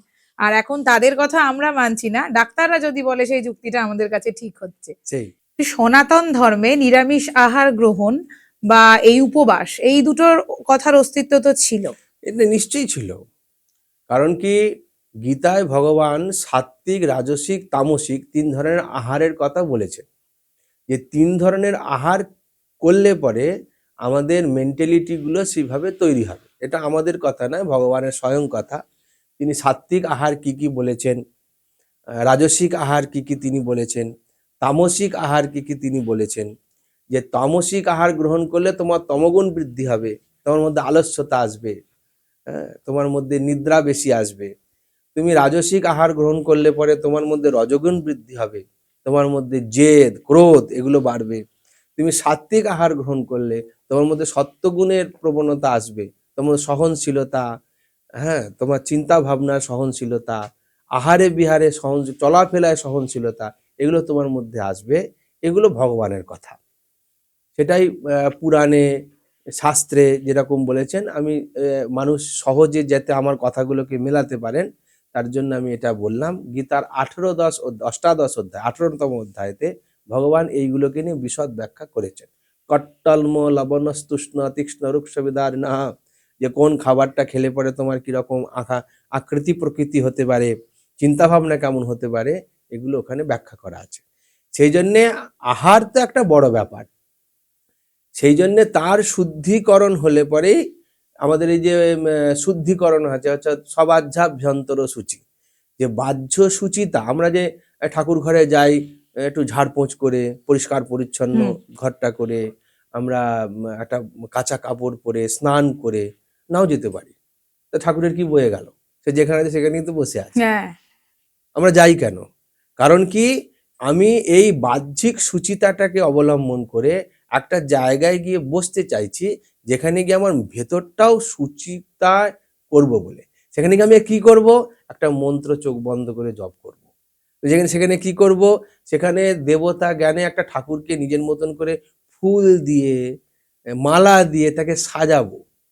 মনটার যে একটা পবিত্র ভাব, সেইটাকে আমরা সেখানে প্রত্যক্ষ করব। নিজেই নিজেকে দেখছি আমার মনটা কতটা পবিত্র হচ্ছে। ধ্যানে বসে আমি চিন্তা করছি যে আমি কতটা নিজেকে পবিত্র করতে পারলাম। আমি কি সবার চিন্তা করতে পারছি সমানভাবে? আমি কি নিজের ছেলের সঙ্গে পরের বাড়ির ছেলেটার একই রকম চিন্তা করতে পারছি? তাহলে আমার সমবুদ্ধি আসছে না কেন? সমবুদ্ধি না এলে পরে তো আমি তো মনুষ্যত্বহীন হয়ে যাচ্ছি। যত আমরা নিজের চিন্তা করব তত আমরা তো সংকীর্ণ হয়ে যাব। উদারতা কোথায় আমার আসছে? সেই জন্য এই উদার চিন্তা ভাবনাগুলো যাতে আমার মধ্যে আসে তার জন্য ঠাকুর ঘর, তার জন্য আমার সুচিতা, তার জন্য আমার ধ্যান করা, তার জন্য আমার সাত্ত্বিক চিন্তা, সাত্ত্বিক ভোজন। আর এই যে কর্মফল আর জন্মান্তরবাদ, আমরা যে বলি না যে এই কর্মের ফল আমরা এই জন্মেই ভোগ করে যাব, এই কর্মফলটা কি জিনিস? না, শাস্ত্র মতে কর্মফলের ভোগ বা জন্মান্তর এটা আমাদের সনাতন ধর্ম স্বীকার করে। এটাই হচ্ছে আস্তিক্য ধর্ম। আস্তিক্য ধর্ম মানে ঠাকুর আছে কি নেই এটার ব্যাপারটা নয়, ভগবানকে আমরা দেখতে পাচ্ছি কি পাচ্ছি না এটা ব্যাপার নয়, ঈশ্বরে বিশ্বাসী কিনা আমরা। এই যে এতক্ষণ ধরে যে ব্যাখ্যাগুলো করলাম যে ঈশ্বর সৃষ্ট জগৎ, এইটাকে সৃষ্টিকর্তা একজন নিশ্চয়ই কেউ আছে, তাকে আমি মানছি কিনা, এটার নাম হচ্ছে আস্তিক্যবাদ। এই আস্তিক্যবাদ যারা মানেন তারা এটা চিন্তা করেন যে নিশ্চয় একটা জন্মান্তরবাদ আছে, এটা গবেষণালব্ধ বিষয়, যাকে আমরা পুনর্জন্ম এটাকে যেটা বলি, এটা ওই জন্য গীতায় ভগবান ওই জন্য এটাকে ব্যাখ্যা করে বলেছেন যে জাতস্য হি ধ্রুবর মৃত্যুর ধ্রুবং জন্ম মৃতস্য চ, যে জন্মাবে সে মরবে, যে মারা যাচ্ছে সে আবার পুনর্জন্ম প্রাপ্ত হবে। এখানে জন্মান্তরবাদকে উনি প্রতিষ্ঠা করে দিয়েছেন। এর প্রমাণ কি না, আমাদের শক্তি। ধরুন একটা ক্লাসে ফার্স্ট বয় সবাই হয় না। কিন্তু মাস্টার তো সকলকে এক বই দিয়েছে, এক পড়াশোনা করাচ্ছেন, সবাইকে বলছেন তোমরা বুঝেছো, সবাই বলছে হ্যাঁ বুঝি, যে বোঝেনি তাকে মাস্টার আরো বুঝিয়েছে, কিন্তু রেজাল্ট বেরোলো পরীক্ষাতে ফার্স্ট বয় একজনই হলো। তাকে জিজ্ঞেস করলেন হ্যাঁ তুই কতক্ষণ পড়েছিস, খুব একটা পড়িনি তো, ওই একটুখানি বই দেখতাম, ওই মনে রেখে দিতাম, হয়ে যেত। তাহলে এই যে মনে রাখার শক্তিটা অন্য ছেলেদের থাকে, তার লেভেলটা বেশি কি করে হলো? তার জন্য সে তো কোনো বাই প্র্যাকটিস নয়, না, এলো কোত্থেকে? তার মধ্যে এইখানে আমাদের জন্মান্তরবাদকে আমরা ধরেছি যে একটা ছেলের ছোট বয়স থেকে প্রবণতা রয়েছে সে মারকুটে, একটা একই মায়ের ছেলে, চার ছেলে, একজন খুব ভালো মেরিটোরিয়াস, চারটে ছেলে আবার চার রকম হচ্ছে, একই রকম কি করে হচ্ছে? একই মায়ের পেটের ছেলে, একই সংস্কারে বাড়িতে তৈরি হচ্ছে, একই তার বাবাও প্রফেসর মাও প্রফেসর, তার দুই ছেলে দুরকম হলো। জন্মান্তরবাদ। এখান থেকে আমাদের একটা প্রশ্ন আসছে, সেখান থেকেই আমাদের যে গবেষণা এসেছে সেখান থেকেই বলা হচ্ছে জন্মান্তরবাদ, এবং জন্মান্তরবাদের পেছনে কারণটা কি? তখন বলা হচ্ছে কর্মফলবাদ। তুমি যেমনটি কর্ম করেছো তেমনটি তুমি ফল ভোগ করবে, এখানে তুমি কারোর থেকে কোনো কম্প্রোমাইজ তোমার ক্ষেত্রে নেই। এর নাম ঈশ্বর। যিনি কর্মফল দান করতে পারেন তাকে বলা হচ্ছে ঈশ্বর। কর্মফল দান করতে পারেন মানে আমি অযাচিতভাবে, অনেকেই বলে যে অনেক পাপী লোককেও দেখি ঠাকুর মন্দিরে গিয়েছে, পুজো দিচ্ছে, তার আরো অর্থ বেড়ে যাচ্ছে, অথচ একটা অনেস্ট মানুষ সে দিনে দিনে সমাজে হ্যাকেল হচ্ছে, এটা কি করে হয়? অনেকে এই প্রশ্নটা করেন, এই প্রশ্নের পরিপ্রেক্ষিতে প্রশ্নটা আসে। এইখানেই জন্মান্তরবাদ, এখানেই কর্মফলবাদ।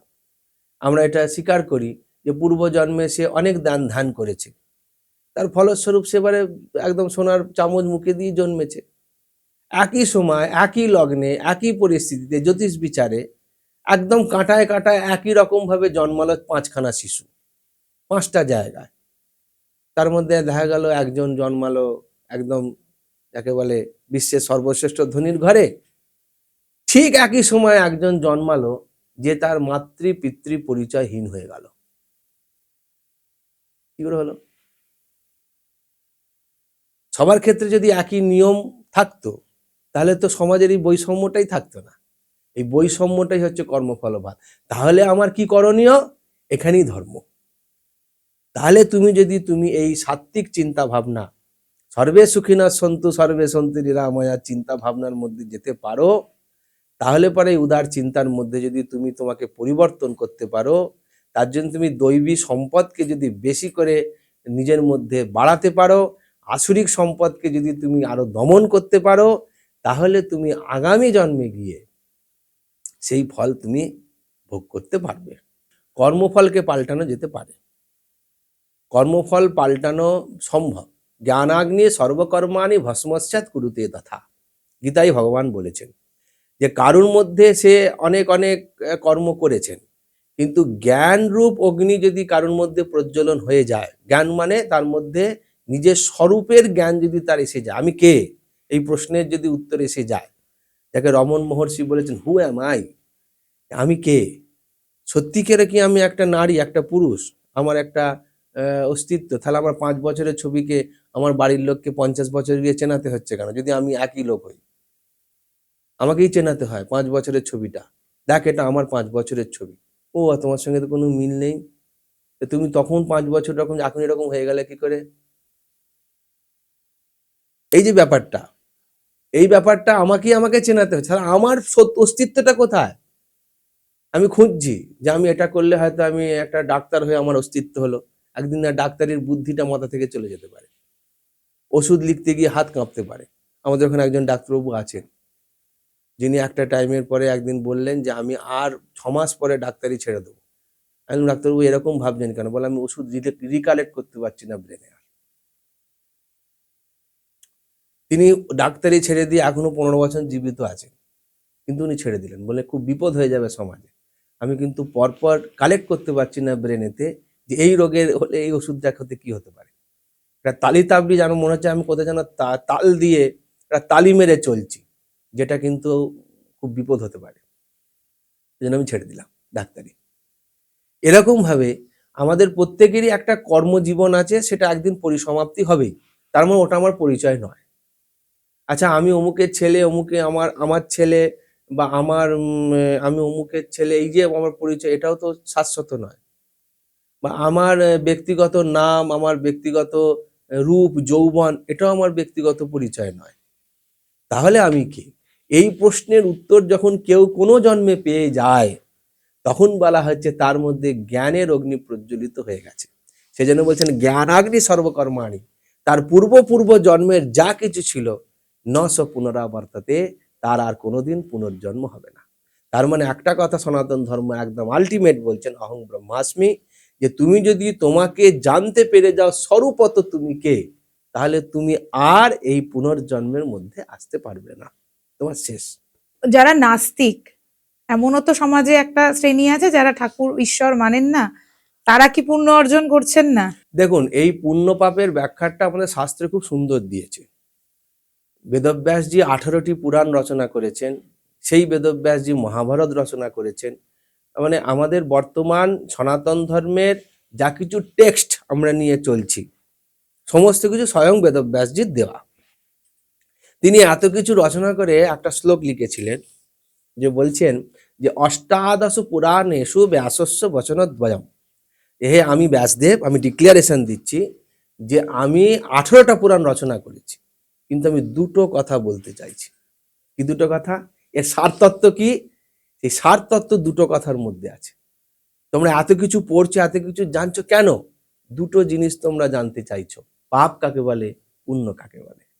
আমি তোমাদের ডিক্লেয়ার করছি, এত কিছু গবেষণা করার পরেও পরোপকারায় পুণ্যায় পাপায় পরপীড়নম, পরের উপকার করার নামই পুণ্য, আর পাপ কি না, পরকে পীড়ন করার নামই হচ্ছে পাপ। সেটা শারীরিক হতে পারে, মানসিক হতে পারে। তুমি পীড়া দিয়েছো মানে তুমি পাপ করেছো। তুমি কারোর উপকারের চিন্তা করেছো, সেখানে বলেনি মানুষ মানুষের উপকার করবে, সেজন্য সর্বে সুখিনা সন্তু, সর্বে সন্তু নিরাময়া, তুমি সবার চিন্তা করেছো। সারা জীবন যদি কেউ এই একটা ব্রত নিয়ে চলতে পারে, সে না মন্দিরে যেতে পারে, না ঠাকুর দেবতায় বিশ্বাস করতে পারে, তার মান মর্যাদার অনেক বেশি হয়। এরকম বহু মানুষ আমাদের সমাজে আছে, তাদের আমরা অন্য চোখে দেখি, সাধু হলেও আমরা তাদের অন্য চোখে দেখি। না, লোকটা পুণ্যবান ব্যক্তি, সারা জীবনে মিথ্যে কথা বলেনি, সারা জীবনে সত্য ছাড়া অসত্য কোনোদিন বলেনি, কোনোদিন অসত্য জীবনযাপন করেননি। তিনি একভাবে ভগবান নাও মানতে পারেন, তাতে কি বয়ে গেল, কিন্তু মানুষ হিসাবে তিনি পূর্ণতা প্রাপ্ত করেছেন। মানুষ হিসাবে পূর্ণতা প্রাপ্ত করার নাম হচ্ছে পুণ্য। আর মানুষ হিসাবে তুমি পশু হয়ে থাকবে, পশু জন্ম হবে, সেটা পাপ। আর এই মন্দিরে গেলে বা কোনো ঠাকুরের স্থানে গেলে আমাদের এই যে এতটা ভালো লাগা, আমাদের মনে একটা পজিটিভ ভাইবস আছে, আমাদের ভালো লাগে ঠাকুরের স্থানে গেলে, এইটার কি কোনো আধ্যাত্মিক ব্যাখ্যা আছে না এটা সাইন্টিফিক না, বিষয়? এটাও সাইন্টিফিকও ব্যাপার, আধ্যাত্মিকও ব্যাপার। আমাদের একটা কি হয়, সেখানে আমরা সবাই যদি একটা এরকম জায়গা রাখি যার জন্য একটা, দেখুন, নিরাকারবাদী ইসলাম, তারা মানে যদি পুরোপুরি ইসলাম ধর্মের কথা হয়, পুরোপুরি হাটখোর কোরআনের কথা হয়, তাহলে সেখানে তো সুফিদের কোনো স্থান নেই। ইসলামে গানকে হারাম বলা হয়েছে, সঙ্গীতকে হারাম বলা হয়েছে। সেখানে কোনো মসজিদের কথাও বলা নেই, যে উপাসনা গার একটা কিছু হবে এ কথাও ইসলামে কোথাও বলা নেই। এমনকি কবর দেওয়ার জন্য যে আমরা একটা কবরের স্থান যাই, সেখানে অনেকে হিন্দু মুসলমান সবাই গিয়ে একটু কিছু মানত করি, মাথা ঠেকাই, হ্যাঁ, আমরা পবিত্র জায়গা মানি, সেটা পর্যন্ত বলা হয়েছে যে না, এসব করা যাবে না। হাটখোর যদি কেউ ইসলামের কথা বলে, সেখানে এগুলো নেই। কিন্তু তাহলেও একটা ইসলামিক সমাজ তারা কেন মসজিদ তৈরি করছেন? যে না, বাড়ির থেকে একটা বাড়ি তৈরি হবে, সেটাও ইট কাঠ পাথর দিয়ে তৈরি, যেখানে গিয়ে সেখানে কেবলমাত্র ইবাদত, মানে আমাদের কথা অনুযায়ী উপাসনা হবে। অনেক লোকের দীর্ঘদিনের সম্মিলিত উপাসনা, পজিটিভ চিন্তাগুলো একটা সেখানকার আকাশে বাতাসে একটা পজিটিভ মলিকুল তৈরি করে। আপনি বেলুন মঠে যখনই ঠাকুরের ঘরে প্রবেশ করবেন, আপনার মন অন্য চিন্তা থেকে সরে গিয়ে একটা নির্দিষ্ট চিন্তার দিকে কেন্দ্রিত হতে চাইবে। সেখানে গিয়ে খালি মনে হবে চোখটা যেন বন্ধ হয়ে আসছে, চোখটা খুলতে ইচ্ছে করছে না। দীর্ঘদিন ধরে সেখানে মানুষ ধ্যান করে করে করে করে এমন একটা সেখানকার ওই ঘরের ভেতরের যে বাতাবরণটা তৈরি করে রেখেছে। আপনি একটা বাড়িতে ঢুকবেন, সে বাড়িতে রোজ পেঁয়াজ রসুন মাংস রান্না হয়। একটা ফ্ল্যাটে যাবেন, আপনি গিয়ে ঢুকলেই বুঝতে পারবেন যে এই ঘরটার এই ধরনের পরিবার, এরা খুব আমিষ খায়। আর আপনি একটা বাড়িতে গিয়ে কোনো পেঁয়াজ রসুন ইত্যাদি গন্ধই পাচ্ছেন না, আপনার সেই বাড়িটায় গিয়ে মনে হচ্ছে একটু ভালো গন্ধ বেরোচ্ছে। এসব গন্ধগুলো বেরোচ্ছে না। আমি খারাপ বলছি না সেটাকে, অনেকে এটাকে পছন্দ করেন, নিশ্চয়ই করবেন, 100 বার করবেন। কিন্তু সেখানে গিয়ে তার মনে হচ্ছে না এখানে একটু গিয়ে বসি, বা এখানে একটু অন্যরকম গন্ধ। হুম। সেরকম প্রত্যেকটা জিনিসের একটা, আমরা সেই মন্দিরে, ওই জন্য মন্দিরগুলোকে ফুল দিয়ে সাজাই কেন? যাতে সুগন্ধিত হয়। আমরা ধূপকাঠি জ্বালাই কেন? সেখানে যাতে সুগন্ধটা ছড়ায়, দুর্গন্ধ যাতে সেখানে না আসে। সেই জন্য সেই সুগন্ধ, ফুলের গন্ধ, ধূপের গন্ধ, মন্ত্রোচ্চারণ, ঘণ্টার ধ্বনি, এগুলো সব কিছুকে সেখানে রেখে আমরা একটা জায়গায় গিয়ে নিশ্চিত হয়ে নিজেকে সেখানে আমরা একটা পবিত্র বাতাবরণে আছি বলে মনে করি, আর অন্য কিছু বিষয় নয়। সেটা যারা আরো হায়ার লেভেলে চলে যান, যেমন ঠাকুর শ্রী রামকৃষ্ণ দেব, তিনি তো গল্প করতে করতে সমাধিস্থ হয়ে যেতেন। তার ঘন্টা বাজাবারও দরকার হতো না, মায়ের মন্দিরে যাবারও দরকার হতো না, মায়ের কথা চিন্তা করলেই তিনি সমাধিস্থ হয়ে যেতেন। এবার একটু জানতে চাইবো ঋতুস্রাবের সময় নিয়ে, কারণ একটা প্রচলিত ধারণা আছে যে মেয়েদের যে সময়টা ঋতুস্রাব চলে ওই 4-5টা দিন ভগবান বা ঈশ্বরের পুজো করতে নেই, এইটার সত্যতা কতটা? দেখুন, আমাদের তাকে আমরা সেই সময়তে সুরক্ষিত রাখতে চাই।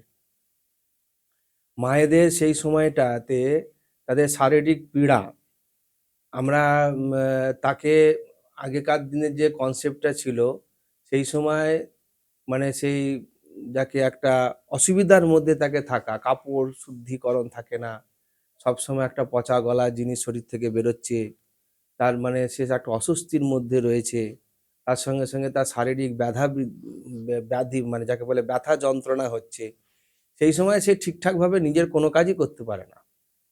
সে নিজেকে সামলাবে নাকি তার পরিবারকে সামলাবে? সেই জন্য শুধুমাত্র পুজো পাঠ নয়, আরও যদি আপনি দেখেন, সেখানে আমাদের রান্নাঘরের ঝাঁটপোছ করা, সমস্ত কাজ থেকেই তাকে নিবৃত্ত রাখার নিয়ম ছিল, যে না, সে এক ঘরে থাকবে, যাতে সেই জার্মসটা অন্য জায়গায় না ছড়ায়। তার জন্যে সে শুদ্ধ পবিত্র মানে ভাবে একটা জায়গায় থাকবে, তার সেটা বন্ধ হয়ে গেলে সে তাকে বিধিবৎ স্নানাদি করবে, করে পবিত্র হবে, আবার কাজে জয়েন করবে। এটা তো একটা শারীরিক রোগ, এবং যেহেতু সে রোগটা বাইরে থেকে একটা জার্মসকে বার করছে, যেটা অপরের ক্ষেত্রে ক্ষতিকারক হতে পারে এবং হয়ও, সেক্ষেত্রে তাকে সেই নিয়মের মধ্যে রেখে, তার সেইটার যে ডিসিপ্লিনটার মধ্যে সে আবার শুদ্ধ পবিত্র হয়ে গেলে তার তো পুনর্মর্যাদা সে আবার পেয়েই গেল। কিন্তু ওই 4-5 দিন যদি আমার মনে হয় আমি ঠাকুরের কাছে গিয়ে পুজো করবো, সেখানে সেটা শাস্ত্র বলছেন ঠাকুরের কাছে গেলে তখন মানসিক পুজোর কথা বলা আছে। আমাদের শাস্ত্রে তিন ধরনের পুজো করার কথা বলেছে, কায়িক, বাচিক আর মানসিক। কায়িক ভাবে যেমন ধরুন অনেকেই তারকেশ্বরে জল ঢালতে যাচ্ছে, আপনি কেন যাচ্ছেন না? কেন আপনি সেই পরিশ্রমটা করতে পারবেন না। হুম। আপনি তো কি করবেন বাচিক, আপনি শিবের একটা স্তোত্র পাঠ করলেন, আপনি শিবের একটা ধ্যান মন্ত্র পাঠ করলেন, ভালো সুর দিয়ে একদম মাতোহারা হয়ে সেই আনন্দটা উপভোগ করার চেষ্টা করলেন, এটা বাচিক। আর মানসিক কি, মনে একদম অন্য কাউকে স্থান না দিয়ে কেবলমাত্র তাকেই স্থান দিয়ে মনে মনে তাকে চিন্তা করা। কিন্তু শ্রেষ্ঠ উপাসনা বলা হচ্ছে মানসিক উপাসনা। যদি আমি হাতে করছি অন্য কিছু, ঠাকুরের পুজো করছি, মুখে মন্ত্র বলছি, আর মাথায় আমার ঘুরছে কাকে কাঠি করব, তাহলে পরে আমার পুজোটা ঠিকঠাক হবে কি? একদমই হবে না। একদমই হবে না। তার মানে মূল বিষয় হচ্ছে মানসিক। সেই ওই অবস্থার মধ্যে কেবলমাত্র ভগবানের স্মরণে থাকবে, সে ভগবানকে মনে মনে পূজা করবে। আমাদের যার জন্য একটা পদ্ধতি আছে মানস পূজা, মানে আমরা যে ধরুন একটা দুর্গা পূজা করছি, অনেক উপচার দিয়ে অনেক ফুল টুল দিয়ে পুজো করছি, সেটা পরের ব্যাপার। আগে নিজের ভেতরের যে দুর্গা আছে, ওই যে বললাম হৃদ্দেশে অর্জুন তিষ্ঠতি ভ্রাময়ান সর্বভূতানি যন্ত্রণী মায়া, গীতা ভগবান বলছেন অর্জুনকে, আমি সকলের হৃদয়ে অবস্থান করছি। সেই জন্য মানস পূজাতে প্রথমেই বড় পুজো করার আগে নিজের হৃদয়ে তিনি রয়েছেন এটাকে চিন্তা করতে হবে, তাকে আগে পুজো করতে হবে। কি করে? না হৃৎপদ্মং আসনম দদ্যাৎ সহস্রারাম চিতামৃতি, আমার হৃদয় রূপ পদ্মকে তাকে আসন করে দিলাম, সহস্রার থেকে যে গলিত শ্রুধা তা দিয়ে তার পা ধুয়ে দিলাম, চিত্তম প্রকল্পয়েত পুষ্পম, আমার এই চিত্তের যে বিভিন্ন বৈচিত্র্য রকমের চিন্তা ভাবনা ফুলস্বরূপ তাকে অঞ্জলি প্রদান করলাম, আকাশং তত্ত্বঞ্চ বস্ত্রং স্যাৎ, এই আকাশ তত্ত্ব তার বস্ত্রস্বরূপ তাকে আমি দিলাম। এরকম ভাবে যে পূজা, তাকে বলে মানসিক পূজা। এই যে মানস পূজা সেই সময় তার ক্ষেত্রে বিদেহ। যেমন আমাদের এটা আরো একটু, যেমন ধরুন এই অসৌচটা আপনি যেটা বললেন, আবার ধরুন কেউ মৃত অসৌচ হয়, মরে গেলে অসৌচ, জন্মালে অসৌচ। কেন? কারণ হচ্ছে একটা বাড়িতে যদি একটা বাচ্চা জন্মায়, আমরা একটা সূতিকাগার বলি, মানে একটা বিশেষ ঘরেতের মধ্যেই তাকে রাখতে হবে, হুম। এবং সেখানকার টেম্পারেচার যাতে সেই তার বাচ্চাটার বডির উপযুক্ত থাকে, সেই জন্য ঘেরা ঘিরি করে তাকে একদম রাখতে হবে। কেন? সে মাতৃগর্ভে যেভাবে টেম্পারেচারে ছিল, তাকে ধীরে ধীরে এই ম্যাচিংটা করাবার জন্য ওই টেম্পারেচার দিয়ে তাকে আস্তে আস্তে তাকে করতে হবে। 21 দিনের মধ্যে, আমরা 21 দিন সূতিকাগারে রাখা হয়। বাচ্চা প্রথমে তার জন্মালেই সে দেখতে পায় না, বিজ্ঞান বলছে। প্রথমে কি হবে না, তার শ্রবণ শক্তি আসবে, প্রথমে তার স্পর্শ শক্তি আসবে, মানে দুধ খেতে চাইবে, তারপরে তার শ্রবণ শক্তি আসবে, তারপরে তার দৃষ্টি শক্তি আসবে। সেই জন্য ঝুমঝুমি বাজালে, আপনাকে একটা ঝুমঝুমি বাজালে দেখবেন সেই দিকে তাকায়, শুনে তারপরে তাকাবে। আপনি ঝুমঝুমিটা যদি সে কানে শুনতে না পায়, পরবর্তী চোখে দেখতেও পায়, ঝুমঝুমি বাজালে দেখবেন সে আর তাকাচ্ছে না ওই দিকে। আমরা টেস্ট করি ছেলেটা বাচ্চাটা শুনতে পাচ্ছে কিনা, দেখতে পাচ্ছে কিনা। এই পিরিয়ডটা চলতে 21 দিন টাইম লাগে। তারপরে তাকে একটু বাইরের আবহাওয়ার মধ্যে আনার প্রসেস কথা বলা হয়েছে। কেউ মারা গেলে পরে, একটা ব্যক্তি যদি বাড়িতে মারা যান, মৃত্যুর সঙ্গে সঙ্গে যে ধরনের ব্যাকটেরিয়া বা যে ধরনের জীবাণু সেই তার মৃতদেহকে, কেন 6 ঘন্টার মধ্যে তার মৃতদেহ ক্রমশ ডিটোরিয়েট করছে, পচছে, প্রাণ চলে গেছে, তার বডির তাপ আস্তে আস্তে কমে যাবে। কেন কমছে না? ভেতরের জীবাণুগুলো বাড়তে শুরু করেছে। সে আস্তে আস্তে রক্তকে জল করে দেবে, সমস্ত অর্গানগুলোকে কাটতে থাকবে, কেটে সেখানে তার বডিটাকে ফুলিয়ে দেবে, এই যে একটা ব্যাপার থাকে। তো সেই জন্যে সেই সময় যে জার্মসটা 3 ঘন্টা 4 ঘন্টা 5 ঘন্টা 6 ঘন্টা রাখাতে দিয়ে জার্মসটা সেই বাড়িতে হয়েছে, সেই জন্যে তাদের বলা হচ্ছে যে তুমি সেই সময় বাড়ির বাইরে বেরিও না, তুমি এই ধরনের পোশাক পরে একদম হালকা খাবার খেয়ে থাকো, নিরামিষ খাও, হালকা খাবার খাও, হব্বিসান্ন করে খাও, দিনে একবার খাও। এই খেয়ে তুমি তোমার এই যে মানে প্রতিরোধ ক্ষমতাটা আবার নতুন করে তৈরি করো, করে তারপরে তুমি আবার সমাজে চলার জন্য রেডি হও, আবার বেরো। সেজন্য তাকে বলা অসৌচ বাড়ি। গেলে পরে এলে স্নান করতে হচ্ছে, কেন? ওই স্যানিটাইজেশন, যেটা আমরা করোনার সময় খুব মেনেছি। খুব। একে ধরেছি তো হাত ধো, ওকে ধরেছি তো হাত ধো, ওকে টাচ করেছি তো স্যানিটাইজ করো, হ্যাঁ, ডাক্তার বলছে এইভাবে হাত ধো, খাবার আগে হাত ধো, এগুলো আমরা আগে থেকেই বলে আসছি। এই স্যানিটাইজেশন সিস্টেমটার কথা আগে থেকেই বলে আসছি, যার নাম ছিল আমাদের শুদ্ধিকরণ। পরবর্তীকালে এখন ডাক্তাররা বলছে, এখন ওদের কথা মানবে। ওই একই রকম আর কি, মানে এইটা ছিলই হাজার ছিল। হাজার বছর আগেও এইগুলোই ছিল, এখন আমরা সেটাকে হয়তো অন্যভাবে উপস্থাপন করছি।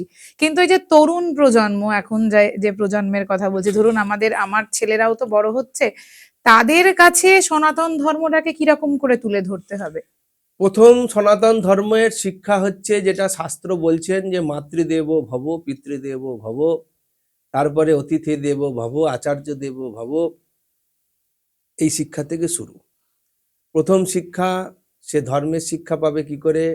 না, যে সন্তানকে তার মা নিজেকে প্রণাম করতে শেখাবে, যে না তুমি যাই করো তাই করো, তুমি আগে মাকে প্রণাম করবে। মা মানে সেখানে কোনো ব্যক্তি নয়, মা মানে একটা পোস্ট। যে পোস্টকে যদি সেই বাচ্চা প্রথম থেকে থ্যাংক ইউ দিতে না শেখে, মান্যতা না শেখে, প্রণামটা হচ্ছে তাকে মান্যতা দেওয়া, তাকে থ্যাংক ইউ দেওয়া, যদি সেটা সে না শেখে প্রথম থেকে, তার জীবনের দুর্গতির থেকে দুর্গতি আসবেই আসবে। কিন্তু অনেকের মনে তো এখন ভাবনা আছে, মানে বলতে শুনেছি, না আমি তোমাকে প্রণাম করার তো দরকার নেই, আমার মনে এই ভাবনাটা আছে, তোমার জন্য শ্রদ্ধা আমার মনে আছে। এই যে এই ব্যাপারটা সবটাই তো মানসিক হতে পারে না। হুম। মানসিকটাও যদি সবটাই থাকে, ওই যে আপনাকে বললাম যে পুলিশের, তাহলে তো মেনে নিলেই হয় লোকটা পুলিশ, হুম। তাকে পোশাক পরার কি দরকার আছে? একটা, ওই যে বললাম ডাক্তারের উদাহরণ দিলাম, সে স্টেথোটা যেই ঝুলালো বাহ্যিক আচারে, তাকে আমরা ডাক্তার মেনে নিলাম, আমার মানসিকভাবে আমি তৈরি হয়ে গেলাম ডাক্তার। একটা মাকে মা বলে মানবার জন্য যে ধরনের তার সেন্টিমেন্টাল বলুন, তার আচরণ ধরুন দরকার হয়, সে মা বলে একটা কল্পনা তৈরি করবে। সে ছোট বয়স থেকে একটা মাকে যেভাবে দেখবে, যে তার সামনে মা বলে যে ব্যক্তিটা এসেছে, সে কিন্তু সেই ধরনের ব্যক্তিকে অন্য স্ত্রী জাতিরকে দেখলেই তার প্রথম চিন্তা হবে ও মা কিনা। হুম। মা যেভাবে তাকে স্পর্শ করে, মা যেভাবে তাকে আলিঙ্গন করে, মা যেভাবে তাকে কোলে শুয়ে রাখে, সে অপরের কোলে উঠে গিয়ে আগে দেখবে তার মায়ের মতন কিনা। যদি না হয়, সে কাঁদতে শুরু করবে। এটা আপনি কি মানসিক ব্যাপার বলবেন বলুন?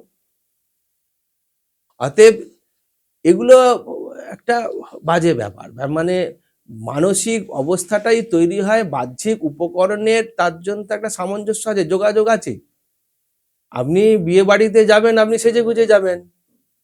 একটা পাড়ায় ধরুন ১০০টা পরিবার আছে, একদিন সবাই সেই পাড়া থেকে চলে গেল, আপনি সারা পাড়া ঘুরে বেড়াবেন সেজেগুজে? না। আপনি বাড়িতে কি কোনোদিন ওই বিয়ে বাড়ির সাজটা পরে রোজ বাড়ির মধ্যে ঘোরাফেরা করেন?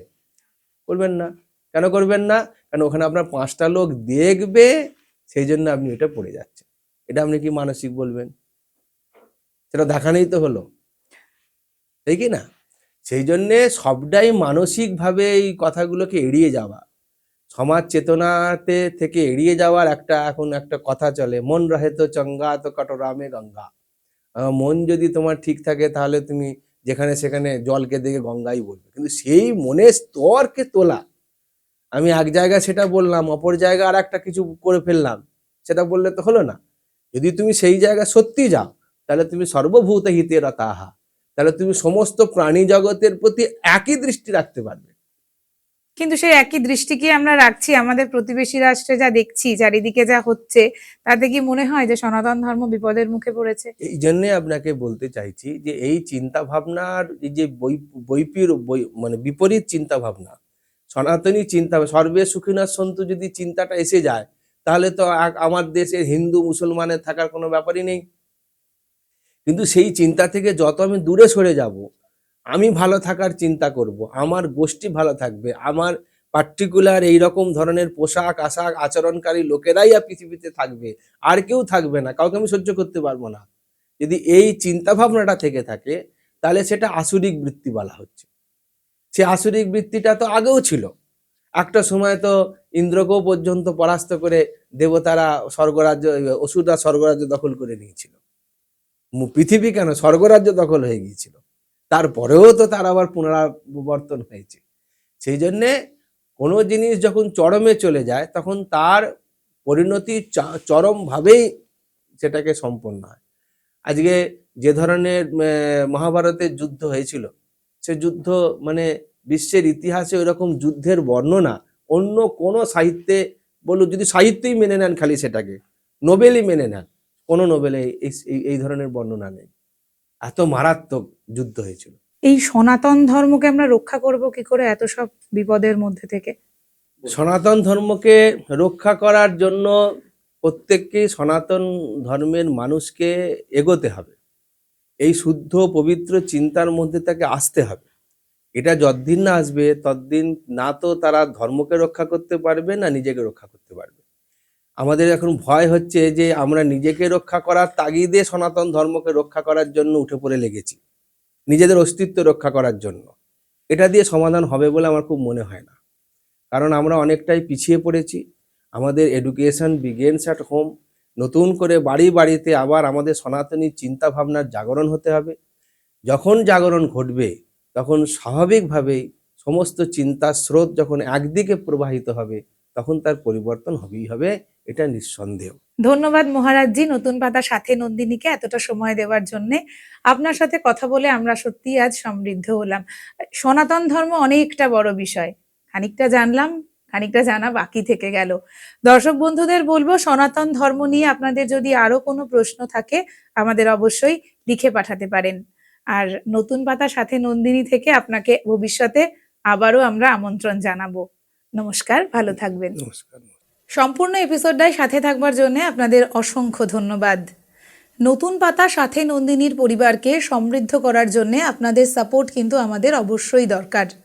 আমাদের এই এপিসোডগুলো ঝটপট শেয়ার করে নিন আপনার ভালোবাসার কোনো মানুষের সঙ্গে। আর যদি কোনো সাজেশনস থাকে আমাদের অবশ্যই কমেন্ট বক্সে জানান।